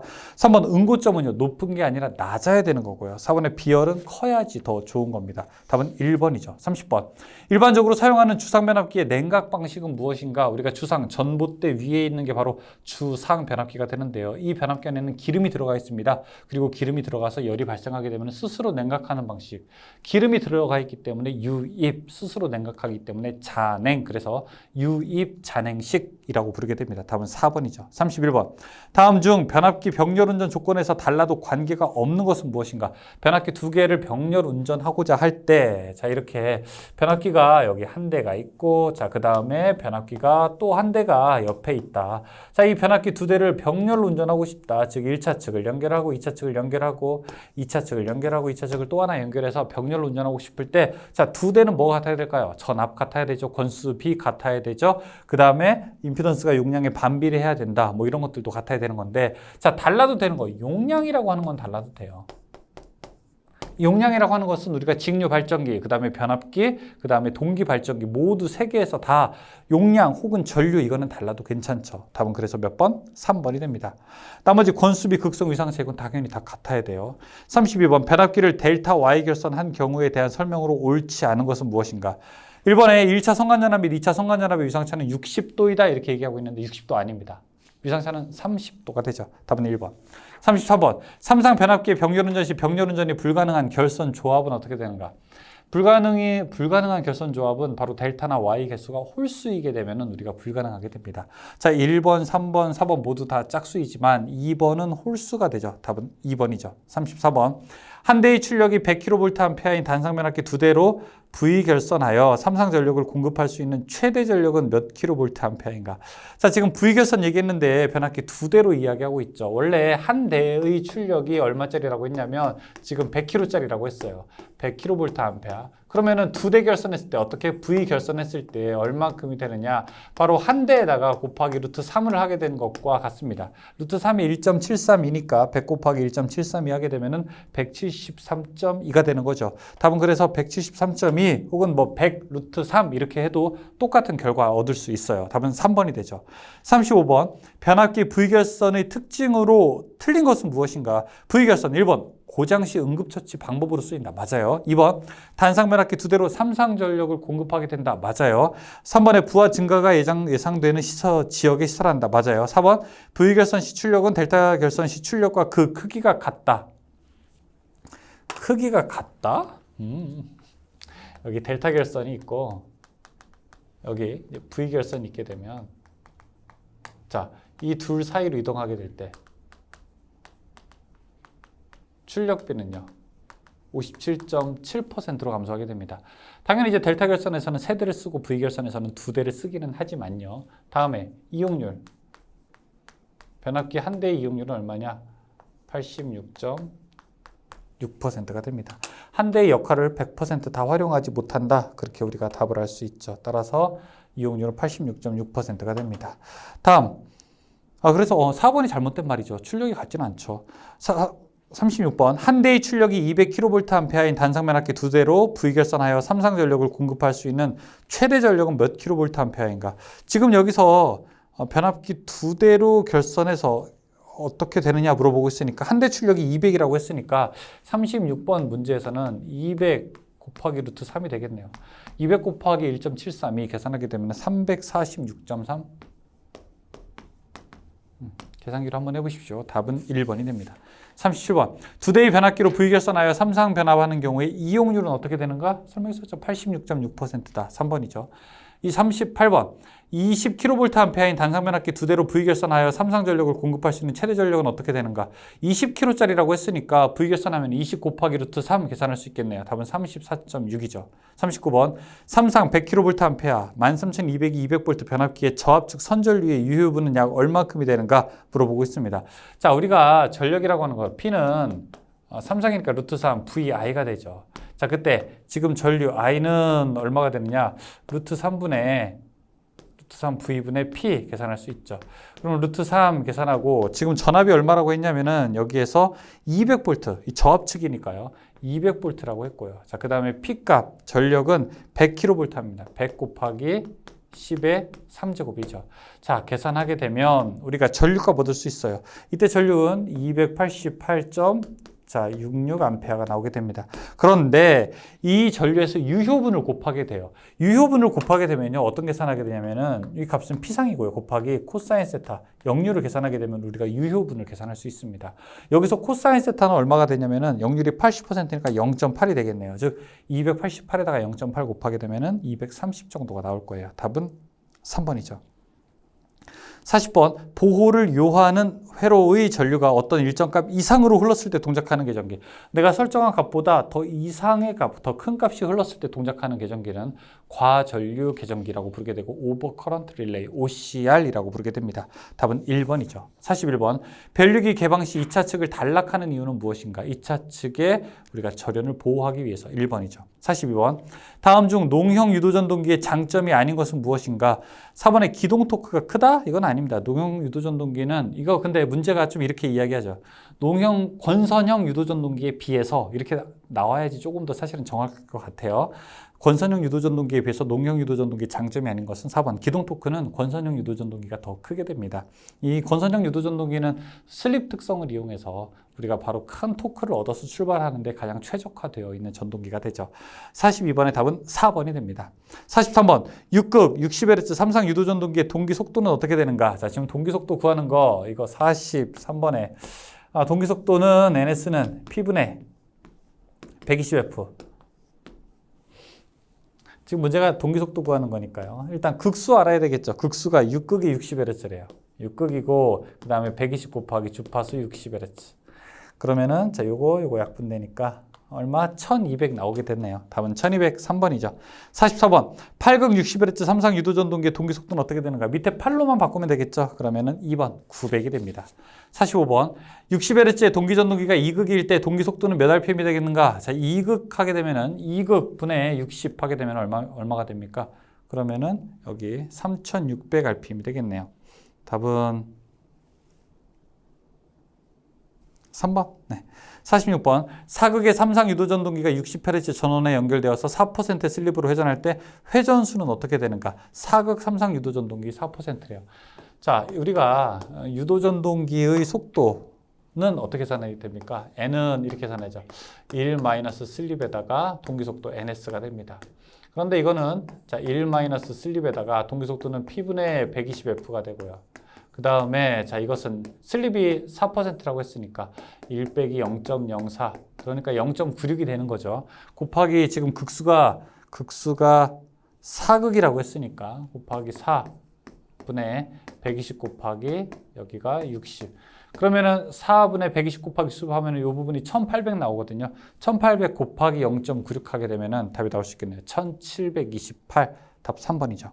47번 삼상 유도전동기의 1차 입력이 60kW, 1차 손실이 1kW, 슬립이 3%일 때 기계적인 출력은 얼마가 되는가? 자, 어떤 기계가 입력이 60이래요. 그럼 출력이 얼마가 될까요? 60보다 클까요? 작을까요? 상식적으로. 입력이 60인데 출력이에요. 60보다 더 작겠죠? 그쵸? 근데 지금 손실이 1kg, 1차 손실이 1kg고 슬립이 3%라고 했으니까 계산하게 되면은 자, 이거 식으로 계산하지 말죠. 제가 여러분 본강할 때 자, 이런 그림을 좀 그린 적이 있어요. 이게 무엇이냐? 지금 보게 되면 1차 입력이 60이라고 했고요. 자, 60에다가 1차 손실이 1kg라고 했습니다. 그러면 1 빼게 되면 여기가 2차 입력이 59입니다. 이게 얼마? 2차의 입력이에요. 2차 입력은 우리가 P2라고도 할 수 있죠. 자, 그럼 여기가 뭐냐면은 2차 손실입니다. 2차 손실은 어떻게 되냐? P2에다가 슬립을 곱하게 되는 겁니다. 지금 P2가 59니까 여기다가 슬립을 곱하게 되면은 슬립이 0.03 하게 되면은 0.03이 되겠죠. 그러면 6, 3, 18. 한 1.8 정도 되는데 그냥 한 2 정도라고 해보죠.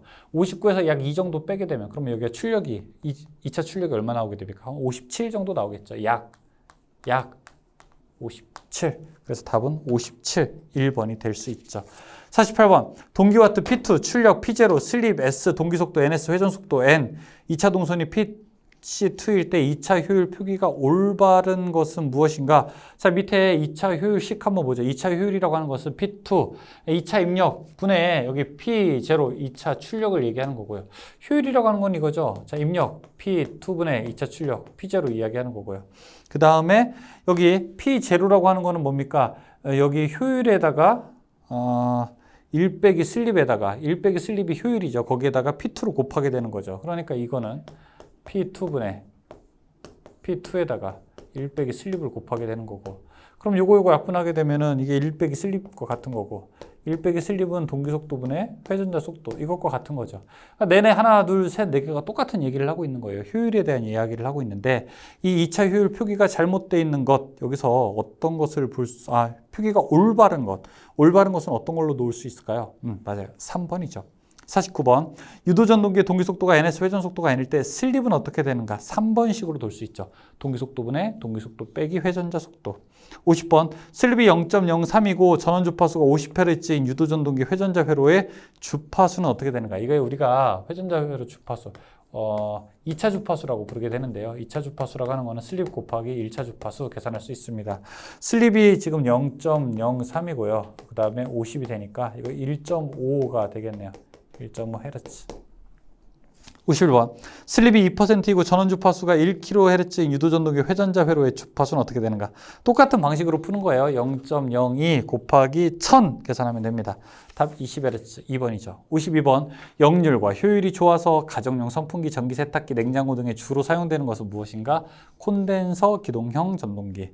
답 2번. 53번. 유도전동기에서 원선도 작성 시 필요하지 않은 시험은 이것도 그냥 엄청나게 자주 나오는 문제죠. 되게 자주 나오는 문제죠. 4번에 슬립 측정. 우리가 이거는 원선도에서 구할 수 있다. 슬립은. 자, 이런 말 했었죠. 54번. 다음 단상 유도전동기에서 역률이 가장 좋은 것은 무엇이냐? 콘덴서 기동형입니다. 1번. 55번. 동기발전기의 전기자 권선법 중 분포권의 특징이 아닌 것은, 이 분포권이라든지 아니면은 단절권이라고 하는 것은 집중권이라든지 전절권에 비해서 유기기전력은 더 작아요. 그러니까 전압은 더 적게 만들어져요. 하지만 고조파를 제거하는 효과가 크기 때문에 파형 개선의 효과를 노리고 우리가 분포권이라든지 단절권을 사용하는 거거든요. 지금 여기서 딱 나오고 있죠. 3번에 집중권에 비해 합성 유기기전력이 크다? 아니에요. 합성 유기기전력은 더 작아요. 2번이 잘못된 거죠. 답은 2번입니다. 56번. 동기발전기를 계통의 병렬로 접속시킬 때 관계가 없는 것은, 자, 우리가 동기발전기라고 하는 것은 교류 발전기란 말이에요. 자, 여기 발전기 제너레이터 1, 그 다음에 제너레이터 2. 자, 두 개가 서로 계통에 이렇게 접속되어 있을 때 어떤 것이 같아야 되는 겁니까? 자, 두 개가 같이 연결되려면 첫 번째 전압 같아야 되죠. 위상 같아야 되죠. 상순서 같아야 되죠. 주파수 같아야 되죠. 파형 같아야 되죠. 같아야 되는 게 많아요. 그런데 달라도 되는 거. 제가 아까 변압기 설명할 때 썼죠. 어떤 거? 전류, 용량 이런 것들은 달라도 상관없습니다. 전류, 용량 이런 거 달라도 상관없어요. 답은 4번입니다. 57번.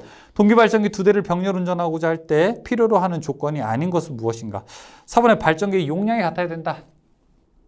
용량 틀려도 괜찮습니다. 용량 틀려도 괜찮다고 했어요. 그렇죠? 답은 4번이죠. 58번. 삼상 동기발전기를 병렬 운전시키는 경우 생각하지 않아도 되는 조건은 무엇인가? 자, 1번 전압 같아야 돼요. 2번 파형 같아야 돼요. 4번에 상회전 같아야 돼요. 근데 3번에 회전수 같다. 회전수 달라도 됩니다. 주파수 같으면 됩니다. 59번. 다음 중 단락비가 큰 동기발전기를 설명하는 것으로 옳은 것은 무엇인가? 단락비가 크다. 59번. 단락비라고 하는 것은 퍼센트 임피던스 분의 100 이렇게 계산이 되죠. 단락비가 크다라고 하는 거는 퍼센트 임피던스가 작다라고 하는 거죠. 그러니까 1번에 동기 임피던스가 작다. 자, 이 말이 맞는 말이죠. 1번이 맞는 말입니다. 60번. 동기발전기의 돌발 단락 전류를 주로 제한하는 것은 무엇인가? 1번에 누설 리액턴스다. 이것도 60번도 너무 자주 나오는 문제여서, 59번도 자주 나오는 문제이지만 60번도 너무 자주 나오는 문제여서 우리가 아주 신경을 딱 쓰고 풀어야 됩니다. 61번. 어떤 변압기에서 임피던스 강화가 5%인 변압기가 운전 중에서 단락되었을 때 그 단락 전류는 전격 전류의 몇 %가 되는가? 여기서 임피던스 강화가 5%라고 하고 있어요. 단락비 물어보고 있는데 61번은 이거죠. 그러면은 단락 전류는 전격 전류의 몇 배인가? 이게 바로 단락비죠. 단락비는 퍼센트 임피던스가 5라고 하네요. 100. 얼마? 20. 단락비가 20이 됩니다. 60번. 반도체 소자 중에서 3단자 사이리스터가 아닌 것은 무엇인가? 1번의 SCS. 이것은 4단자 사이리스터죠. 답 1번입니다. 63번. 동기발전기에서 전기자 전류가 기전력보다 90도만큼 위상이 뒤질 때의 전기자 반작용은 어떻게 되는가? 자, 이거는 우리가 이렇게 표를 긋고 이거를 맞출 수 있어야 되겠죠. 자, 여기 발전기. 자, 이쪽은 전동기고요. 양쪽에 V, I. 그 다음에 판 위에다가는 뭐 올린다고 했죠? 맞아요. 감자. 자속이 감소한다는 뜻이죠. 그 밑에는요. 증자. 지금 문제에서는 동기 발전기에서 전기자 전류가 기전력보다 90도 앞설 때, 발전기니까 여기 해당되죠. 발전기에서 전기자 전류가 기전력보다 앞설 때, 그러니까 이 부분에 해당되는 거죠. 그렇죠? 이렇게 돌아가는 거니까 3, 4분면을 설명하고 있죠. 뒤질 때죠. 전기자 전류가 뒤질 때라고 하네요. 그렇죠? 그러면 여기죠. 2, 4분면을 얘기하는 거죠. 2, 4분면에서 있을 때는 이번에 감자 작용이다. 64번. SCR 두 개를 역병렬로 접속한 그림과 같은 기호의 명칭은 무엇인가? 이 문제도 여러분 별표를 2개. 되게 자주 나오는 문제여서요. 이건 우리가 트라이액이라고 하죠. 65번. SCR에서 게이트 단자의 반도체는 어떤 형태인가 물어보고 있습니다. 게이트는 바로 P형 반도체를 사용하게 됩니다. 답은 2번이죠. 66번. 역저지 3단자에 속하는 것은 무엇인가? SCR이 바로 역저지 3단자 사이리스터에 해당이 되게 됩니다. SCR 이렇게 그리게 되죠. 자, 이렇게 그리게 되죠. 여기가 애노드, 여기가 캐소드, 여기가 게이트가 되는 겁니다. 67번. 그림은 전력 제어 소자를 이용한 위상 제어 회로이다. 전동기 속도를 제어하기 위해서 가 부분에 사용되는 소자는 일단 가 부분에 사용되는 소자는 다리가 3개여야 돼요. 다리가 3개에 해당되는 거 여러 개 있게 되는데 또 여기서 교류, 사인파 교류를 제어하게 되죠. 교류를 제어하면서 다리가 3개인 거. 이거는 3번의 트라이 얘기죠. 68번에 자기 소호 기능이 가장 좋은 소자. 스스로 켜는 것, 끄는 것이 가능하게 되는 거. 이거는 2번 GTO가 됩니다. 69번. 삼상 전파 종류 회로에서 교류 입력이 100V면 직류 출력은 약 몇 볼트가 되는가? 자, 69번. 여기가 우리가 단상 있고 그 다음에 삼상이 있고요. 그 다음에 반파가 있고 그 다음에 전파 종류 회로가 있죠. 각각 입력 대비 출력의 전압은 다음과 같습니다. 단상 반파일 때는 0.45죠. 단상 전파일 때는 0.9, 삼상 반파일 때는 1.17, 삼상 전파일 때는 1.35가 되죠. 지금 문제는 삼상 전파니까 삼상 전파여서 여기 1.35에 해당되게 됩니다. 답은 그래서 100V 입력했으니까 1.35배 하면 출력은 135V가 되는 겁니다. 자, 여기까지 기기 문제를 모두 풀어봤습니다. 여러 가지 문제 중에서 계산하는 문제도 있지만 그렇지 않은 문제가 더 많아요, 일단. 하지만 그렇지 않은 문제가 용어의 조금 차이로 인해서 우리가 조금 공부하기 어려운 부분도 있으니까 여러분께서 한 번에 잘 안 되시면 앞에서 전기이론 공부했듯이 조금 더 2번, 3번 반복하면서 온전히 내 것으로 만드는 지혜를 발휘해 주시기 바라겠습니다. 잠깐 쉬었다가 저는 전기 기기 문제를 풀어보겠습니다. 수고하셨습니다. 이어서 전기 설비 문제 63개의 문제를 제가 준비했습니다. 문제 같이 풀어보시면서 이제 초코파이 마지막 3번째 과목을 시작해보죠. 1번. 다음 중 450, 700 일반용 단심 비닐 절연 전선에 알맞은 약호는 무엇인가? 자, 1번에 NR이라고 하는 것이 450, 700V 일반용 단심 비닐 절연 전선의 약호입니다. 2번, 인임용 비닐 절연 전선을 나타내는 약호는 무엇인가? 인임용은 드롭 비닐 와이어의 약자로서 D하고 V 그렇게 표시를 하고 있습니다. 답은 3번이 되죠. 3번, 다음 중 5개용 가교 폴리에틸렌 절연 전선을 나타내는 약호는 무엇인가? OC입니다. 2번의 O2는 5개용 폴리에틸렌 절연 전선, 그 다음에 3번 CV는 가교 폴리에틸렌 절연 비닐 시스 케이블, VV는 비닐 절연 비닐 시스 케이블을 나타내죠. 4번, 전선의 재료로서 구비해야 할 조건이 아닌 것은 무엇인가? 여러분, 전선의 재료가 가져야 할 조건은 무엇일까요? 1번, 기계적 강도가 커야 되고요. 2번, 가요성이 풍부해야 되고요. 3번, 고유저항은 당연히 작아야 되겠죠. 그리고 4번, 비중은요, 무게니까 가벼울수록 더 좋은 것 아니겠습니까? 그런데 여기서는 4번 비중이 클 것 이렇게 이야기하고 있으니까 이거는 잘못된 설명이죠.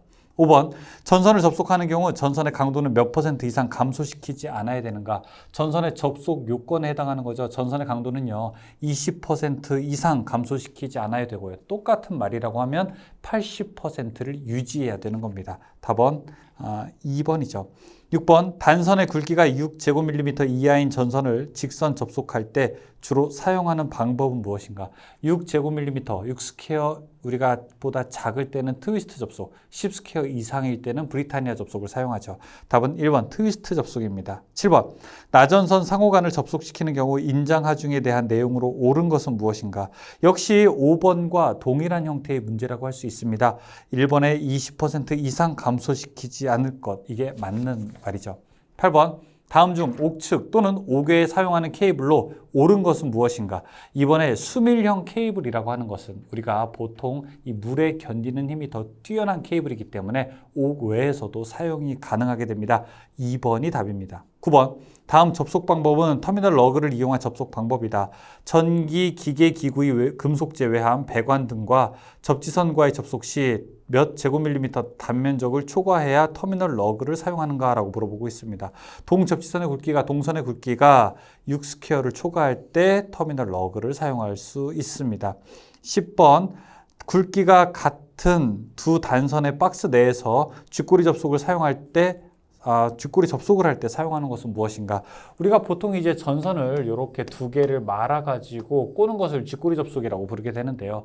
이때 테이핑을 할 수도 있지만 여기에 와이어 커넥터라고 하는 것을 씌워서 접속된 부분을 전기적으로 절연을 완벽하게 만들게 됩니다. 답은 2번 와이어 커넥터가 됩니다. 11번 두 개의 전선을 병렬로 사용하는 경우로 옳지 않은 것은 무엇인가? 3번에 병렬로 사용하는 전선에는 각각 퓨즈를 설치해야 된다. 그렇지 않습니다. 예를 들어 전선을 사용할 때 이렇게 한 가닥하고 또 두 가닥 사용할 수 있는데 여기다가 만약에 각각 퓨즈를 설치하게 된다면 퓨즈가 만약에 끊어진 회로는 차단되는 거기 때문에 다른 선으로 부하가 모두 다 쏠릴 수가 있게 되죠. 따라서 우리는 각각 퓨즈를 절대 설치하지 않는 것을 전선의 병렬 사용 시 원칙으로 하게 됩니다. 답은 3번이 되죠. 12번 펜치로 절단하기 힘든 굵은 전선을 절단할 때 사용하는 공구는 무엇인가? 바로 클리퍼가 됩니다. 13번 연필 케이블이 접속에 반드시 사용되는 테이프는 무엇인가? 점착성이 없는 테이프. 바로 3번 리노 테이프가 됩니다. 14번 PC 테이프의 용도로 옳은 것은 무엇인가? PC 테이프라고 하는 것은 일반적으로 우리가 배관에다가 전선을 넣을 때 사용하는 거고요. 배관이 이렇게 꾸불꾸불 돼 있다고 했을 때 여기다가 전선을 넣는 것은 매우 어려운 행위이죠. 따라서 하나의 이렇게 리드선을 놓고 이쪽에다가 전선을 쭉쭉쭉 연결하고 반대편에서 끌어당기는 거. 이걸 바로 우리가 일종의 낚시질처럼 보이지 않으십니까? 그래서 우리가 PC 테이프라고 부르게 됩니다. 배관에 전선을 넣을 때 사용하게 됩니다. 답은 3번이죠. 15번 배관의 이음에서 유니온 등을 끼울 때나 그 외 배관 접속 시 사용하는 공구는 무엇인가?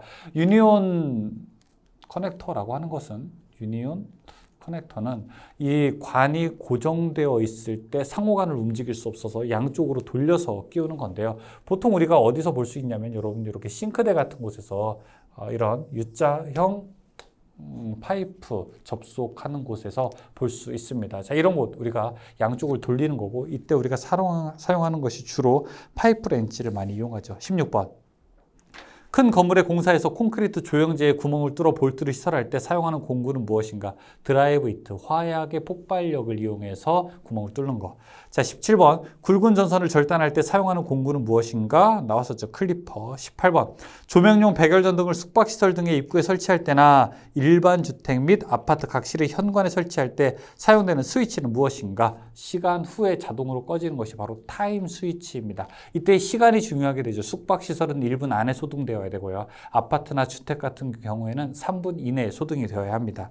19번 금속을 아웃렛 박스의 로크아웃에 취부할 때 로크아웃의 구멍이 관의 구멍보다 클 때 보조적으로 사용되는 것은 무엇이냐? 일종의 와셔 같은 거. 그걸 답을 링 리두셔라고 하게 됩니다. 답은 1번이 되죠. 20번 합성수지관 상호 및 관과 박스는 접속 시에 삽입하는 깊이를 관 바깥지름의 몇 배 이상으로 하여야 되는가 물어보고 있습니다. 단 이때 접착제를 사용하는 경우다 라고 뒤에서 강조하고 있죠. 보통 우리가 커플링에서 삽입하는 깊이는 관 바깥 지름의 1.2배가 넘어야 되는데 접착제를 사용하게 되면 조금 봐줄 수 있게 되죠. 접착제를 사용하게 되면 0.8배가 됩니다. 답은 2번이 되죠. 21번 PVC 전선관의 표준 규격품의 길이는 얼마큼이 되는가? PVC 파이프는요 하나에 4m가 됩니다. 하지만 금속관이다 라고 이야기를 하게 되면요 금속관은 3.6m가 되죠. 따라서 지금은 PVC니까 4m 답은 3번으로 놓을 수 있습니다. 22번 합성수지관 상호 여기서 접속하는데 관 바깥지름의 몇 배 이상인가? 단 접착제를 사용하지 않는다 이렇게 이야기를 했습니다. 20번은 접착제를 사용해서 0.8배였고 22번은 접착제를 사용하지 않기 때문에 우리가 1.2배까지 해줘야 되겠죠. 답은 3번이죠. 23번 셀룰로이드, 성냥, 석유류 등 기타 가연성 위험물질을 제조 또는 저장하는 장소의 배선 방법이 아닌 것은 무엇인가? 3번에 두께가 2mm 미만의 합성수지제 전선을 이용한다. 보통 우리가 이런 관련된 규정에서는 전기적 안전성을 더 높이고자 하면서 규정들이 명문화되어 있는 거죠. 따라서 어떻게 하는 것이 더 안전할 것이다 라고 하는 뉘앙스의 글들이 있게 되는데요. 지금 3번 같은 경우에는 두께가 2mm 미만의 합성수지제 전선관을 사용한다. 두께가 몇 mm보다 더 얇아야 된다고 하는 것은 더 위험을 강조하는 표현이 되겠죠. 이런 것들은 보통 옳은 답이라고 할 수가 없습니다. 그래서 3번이 잘못된 설명입니다. 24번 박강전성관의 표준 굵기가 아닌 것은 무엇인가? 후짝 박홀, 박강전성관은 홀수로 나타내게 되죠. 4번 16mm는 관계가 없습니다. 25번 금속관을 가공할 때 절단된 내부를 매끈하게 하기 위해서 사용하는 공구의 명칭은 리머. 금속관 안쪽 면은 거칠기 때문에 전선을 넣거나 뺄 때 이 전선의 외부에 있는 절연인이 파괴될 수 있게 되는데, 그런 것을 방지하기 위해서 관 안쪽 면을 다듬는 공구가 바로 리머가 되는 것이죠. 26번 다음 중 금속관 공사에서 필요한 공구가 아닌 것은 무엇인가? 3번의 토치램프. 토치램프는 우리가 합성수지관, 특히 PVC관을 공사를 할 때 사용하는 공구가 되죠. 27번 서로 다른 굵기의 절연전선을 동일 관 내에 넣을 경우 금속관의 굵기는 전선의 피복절연물을 포함한 단면적의 총 합계가 관의 내 단면적의 몇 % 이하가 되도록 선정하여야 하는가? 보통 우리가 32%, 그러니까 서로 다른 굵기일 때는 32%가 되고요. 만약에 제어 회로다라고 하게 되면 48%까지는 봐줄 수 있게 되는 거죠. 여기는 서로 다른 굵기라고 처음에 딱 이야기하고 있으니까 32%가 됩니다. 답은 1번이 되죠. 28번 금속전선관의 종류에서 후강전선관 규격이 아닌 것은 무엇인가? 후짝 박홀인데 여기서는 다 짝수로 나타냈어요. 그래서 고르기가 어려울 것 같은데 밑에 여러분 후강전선관의 규격을 보시게 되면은 30mm는 없습니다. 답은 2번이 해당합니다. 29번 다음 중 금속관 공사의 설명으로 잘못된 것은 무엇인가? 자, 1, 2, 3번 다 맞는 말인데요. 4번에 관의 두께는 콘크리트에 매입하는 경우 1mm 이상이어야 된다라고 대답하고 있습니다. 이 콘크리트에 금속관을 매입하게 될 때는요 1.2mm 이상이어야 합니다. 따라서 답은 4번이 되죠. 0.2mm가 부족하네요. 30번 교류 전등 공사에서 금속관 내에 전선을 넣어 연결한 방법 중에서 옳은 것은 무엇인가? 자, 이런 것 할 때 우리가 전, 자, 적, 평형을 고려한다 이런 말을 부르게 되죠.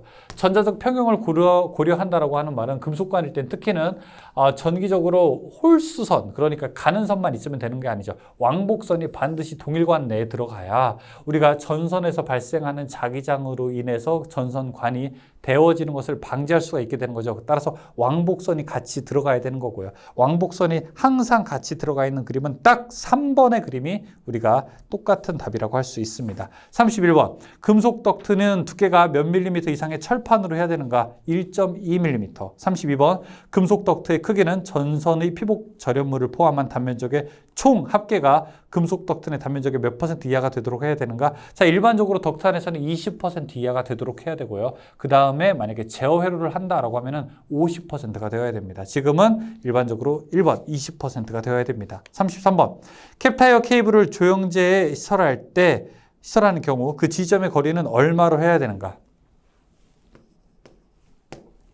지지점 한번 해볼까요? 첫 번째 애자 몇 미터죠? 애자 공사를 할 때 2m. 합성수지관 몇 미터? 1.5m. 금속관 몇 미터? 2m. 덕트 몇 미터? 3m. 덕트는 덕트인데 라이팅 덕트 몇 미터? 2m. 케이블 2m. 자, 그리고 캡타이어 케이블 1m. 가요전선관 1m. 이게 바로 다 모두 지지점에 해당되죠. 이런 것들을 우리가 암기해야 됩니다. 지금은 캡타이어 케이블이라고 하고 있으니까 1m, 답은 1번이 됩니다. 34번 화약류 저장 장소의 배선 공사에서 전용 개폐기에서 화약류 저장소의 인입구까지는 어떤 공사를 해야 되는가? 케이블을 사용해서 땅에다가 3번. 35번 화약고 등의 위험 장소의 배선 공사에서 전로의 대지 전압을 몇 볼트 이하로 하게 되어 있는가? 화약 저장하는 곳은 전압을 많이 높일 수 없죠. 적어도 220볼트 정도만큼만 사용할 수 있습니다. 300볼트 이하로 되어야 되죠. 36번 저압 접촉 전선을 애자 공사에 의해 옥측 또는 옥외에 은폐된 장소에 시설하는 경우에서 옳은 것은 무엇인가? 여러분 저압 접촉 전선을 애자 공사로 하게 된대요. 그러면 일단 물이 고여야 됩니까? 안 고여야 됩니까? 물이 고이지 않은 장소에 해야 되겠죠. 그렇죠? 그리고 점검할 수 있는 곳에다 해야 되겠죠. 점검할 수 없는 곳은 우리가 문제가 생겼을 때 볼 수가 없기 때문에요. 따라서 점검할 수 있는 물이 고이지 않는 장소에 해야 됩니다.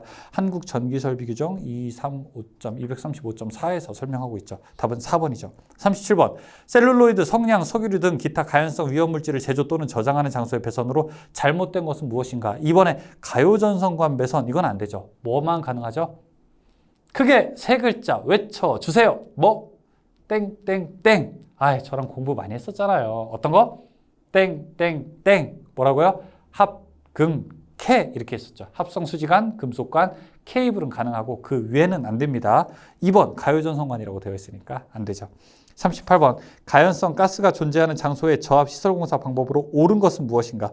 3번 금속관 원탑을 뽑아라 라고 하면은 그 중에서 합금캐 중에서 유일하게 가능한 거는 금속관만 가능하게 됩니다. 39번. 지중해 매설되어 있는 금속재 수도관로는 접지공사의 접지극으로 사용할 수 있습니다. 자, 이때 접지 저항치가 얼마가 되어야 되는가? 3옴 이하가 되어야 됩니다. 그래야 수도관로를 우리가 접지 도체로 사용할 수 있습니다. 40번. 다음 중 과전류 차단기를 시설할 수 있는 곳은 어디인가? 일반적으로 설치할 수 있는 곳은요, 전원 측에다가 설치할 수 있게 되는 거죠. 하지만 중성선이라든지 접지선은 우리가 사용할 수 없게 되죠. 2, 3, 4번 모두 다 안 되는 거예요. 1번만 가능하게 됩니다. 41번. 사람의 감전을 방지하기 위해서 설치하는 주택용 누전 차단기는 전격 감도 전류와 동작 시간이 어떻게 되는가? 자, 우리가 일반적으로 가정에서 사용하는 것은요, 전격 감도 전류 30mA의 동작 시간 0.03초에 동작하게 되는 겁니다. 답은 2번이 되죠. 42번. 한 수용 장소의 인입선에서 분기하여 지지물을 거치지 아니하고 다른 수용 장소의 인입구에 이르는 부분의 전선을 무엇이라고 하게 되는가? 4번의 연접 인입선이라고 하게 됩니다.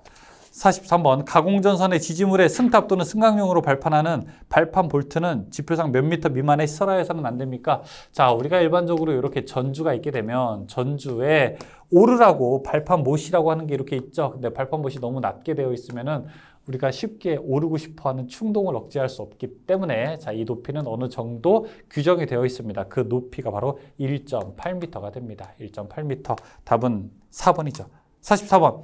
A종 철근 콘크리트주의 길이가 12m이고 설계 하중이 6.8kN인 경우 땅에 묻히는 최소 깊이가 얼마여야 되는가 물어보고 있습니다. 지금 12m에다가 6분의 1 계산하면 되죠. 12 곱하기 6분의 1 하면 2m, 2m 이상 땅으로 묻혀야 되는 겁니다. 답은 4번이죠. 45번.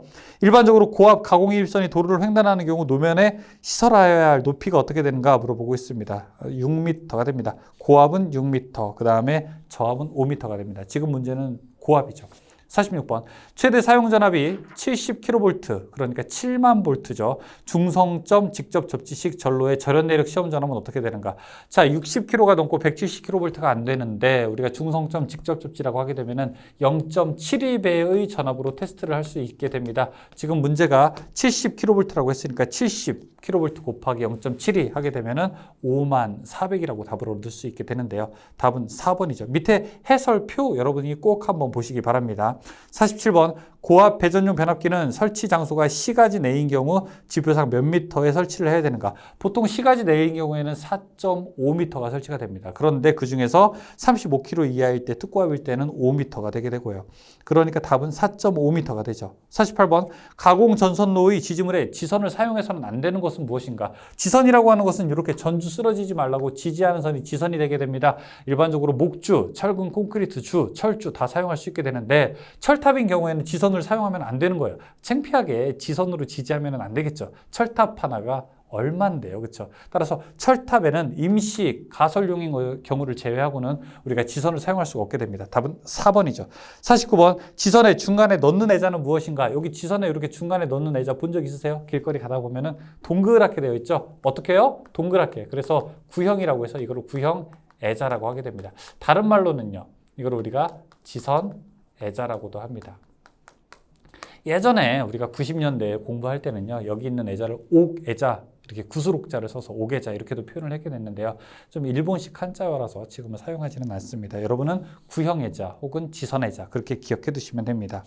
50번. 가공 케이블 가공 케이블 시설 시 조가용 선에 금속 테이프 등을 사용하여 케이블 외장을 견고하게 붙여 조가하는 경우 나선형으로 금속 테이프를 감는 간격은 몇 센티미터 이하를 확보해야 하는가 물어보고 있습니다. 보통 우리가 이렇게 전주가 하나 있습니다. 그 다음에 또 그 옆에 전주가 이렇게 있다고 한번 해볼게요. 전주와 전주 사이는 케이블 TV라든지 통신선 이런 것들도 이렇게 걸려 있거든요. 근데 그런 것들은 워낙 기계적인 힘이 작기 때문에 우리가 보조선, 먼저 조가용 선이라고 하는 것을 먼저 쭉 걸은 다음에 그 다음에 통신 케이블을 이렇게 이제 걸게 됩니다. 그때 우리가 이 조가용 선에 시설할 때 행거식으로 하게 된다면 매다는 방식을 사용하게 된다면 이렇게 행거를 하나씩 걸어주게 돼요. 본 적 혹시 있으실까 모르겠어요. 자, 이때는 반드시 50cm를 넘게 되면 안 됩니다. 그러니까 최고 먼 거리가 50cm가 돼야 되고요. 그 다음에 그렇지 않고 나는 테이핑을 하고 싶다라고 하면 이렇게 테이핑을 하는 방법도 있습니다. 테이핑을 할 때는 이 거리가 20cm가 넘으면 안 됩니다. 그래서 문제에서 만약에 테이핑 한다라고 하면 20cm를 고르고 만약에 행거식으로 한다라고 하면 50cm를 고르시면 됩니다. 지금 문제는 테이프라고 했으니까 답은 20cm가 되겠네요. 3번이죠. 51번 가공 전선 노이 지지물에 시설하는 지선의 안전율은 얼마여야 되는가? 요 지선 안전율 보통 얼마 정도 더 여유를 둬야 되는가? 2.5배 정도 여유를 더 둬야 됩니다. 2.5배 정도 되니까 우리가 보통 안전율이 2.5 된다라고 부르게 됩니다. 이 지선에서 해야 되는 규칙들이 몇 가지가 있어요. 첫 번째 3가닥 이상의 연선을 사용하게 된다. 그다음에 4.31kN 이상의 알루미늄 선 또는 강철선을 사용하게 된다. 뭐 구형 애자를 설치하게 된다. 뭐 이런 여러 가지 조건들도 있죠. 52번 저고압 가공 전선에서 케이블을 시설하는 경우 단면적 몇 스퀘어 이상 조가용 선에 행거로 시설해야 되는가? 22. 53번 전선로의 직선 부분을 지지하는 애자는 무엇인가? 자, 이렇게 전주를 보게 되면은 직선 부분은 이렇게 전주에 우리가 전선을 바로 설치하는 것이 아니라 옆에다가 완금을 설치하게 되는데요. 이 완금에다가 가만히 보게 되면 꽂아서 이렇게 전선을 받치는 방식으로 우리가 전선을 쭉 연결을 하게 됩니다. 이렇게 꽂는 방식. 그리고 전선이 이렇게 쳐지죠. 자, 이게 꽂는 방식이라고 해서 이런 애자를 우리가 핀애자라고 부르게 됩니다. 이 핀애자는 바로 직선 부분에 사용을 하게 되죠. 54번 건축물의 종류에서 표준발을 20VA/제곱미터로 해야 되는 건축물은 다음 중 어느 것인가? 여기 밑에 보시게 되면 학교, 병원, 여간호텔, 음식점, 다방, 공용 목욕탕 정도가 1제곱미터당 우리가 보통 20VA 정도로 사용한다라고 표준을 정할 수 있습니다. 그래서 표준부하가 20 되는 것은 학교가 됩니다. 이게 예전에는 여러분 예전 문제에서는 주택 아파트도 30이었거든요. 그런데 바뀌게 되면서 법령이 사무실, 은행, 상점, 이발소, 미장원이 30이고 주택이나 아파트는 40이 됩니다. 보통 그러니까 전기를 가장 많이 쓰는 곳이 일반 상업지역이 아니라 면적 대비했을 때는 가정에서 굉장히 전기를 많이 쓴다는 것을 알 수 있습니다. 55번 전선 약호 중에서 H가 나타내는 것은 무엇인가? 4번의 경동선. 56번 필요기의 약호는 라이트닝 어레스트라고 해서 답은 LA. 57번 변전소의 전력기기를 시험하기 위하여 회로를 분리하거나 계통의 접속을 바꾸거나 하는 데 사용되는 것을 무엇인가? 보통 우리가 부하의 개폐 능력은 없고 무부하 충전 전류라든지 아니면 단순하게 회로 분리 기능만 있는 거 디스커넥팅 스위치라고 해서 이걸 우리가 DS라고 부르게 되죠. 뭐라고요? 우리나라 말로는 달로기라고 부르게 됩니다. 달로기 답 4번으로 놓을 수 있습니다. 58번 달로기에 대한 설명으로 옳지 않은 것은 무엇인가? 자, 달로기라고 하는 것은요, 부하 전류는 개폐할 수 없어요. 전기가 통하고 있을 때 끊는 기능은 없다고요. 왜냐하면 그거는 차단기가 가능한 역할이거든요. 1번에 소호 장치가 있어서 아크를 소멸시킨다? 아니에요. 이거는 차단기, 서킷 브레이커, CB의 역할이 되게 되는 겁니다. 달로기는 안 돼요. 1번 안 돼요. 59번 배전선로 보호를 위하여 설치하는 보호 장치는 무엇인가? 자동 재폐로 차단기, 리클로저라고 부르게 되는 자동 재폐로 차단기를 설치하게 됩니다. 그래서 혹시 이렇게 수목에 의한 접촉에 의해서 일시적인 정전 사고가 발생했을 때 바로 전기가 들어오게 되는데 이런 재투입 가능한 것이 이런 리클로저가 있기 때문에 그렇습니다. 60번 전기 설비를 보호하는 계정기 중에서 전류 계정기의 설명이 틀린 것은 무엇인가? 1번에 부족 전류 계정기는 전류가 정전값 이상으로 되었을 때 동작하는 계정기다? 아니죠. 딱 이야기부터 부족 전류잖아요. 전류가 부족할 때 동작하는 계정기예요. 만약에 설정값 이상으로 전류가 흘렀을 때 동작되는 계정기라고 하게 되면 그거는 과전류 계정기가 되는 거죠. 답은 1번입니다. 61번 보호를 요하는 회로의 전류가 어떤 일정 값 이상으로 흘렀을 때 동작하는 거 1번에 과전류 계정기 OCR. 62번 작업면상에 필요한 장소로서 어떤 특별한 면을 부분 조명하는 방식을 무엇이라고 하게 되는가? 특별한 부분만 아주 그냥 강하게 빛으로 내리시는 거 예를 들어 수술실 같은 거라든지 아니면 뭐 교도소 같은 데서 우리가 서치라이트 같은 거 이런 것들은 뭐라고 합니까? 다 국부 조명이라고 하게 되죠.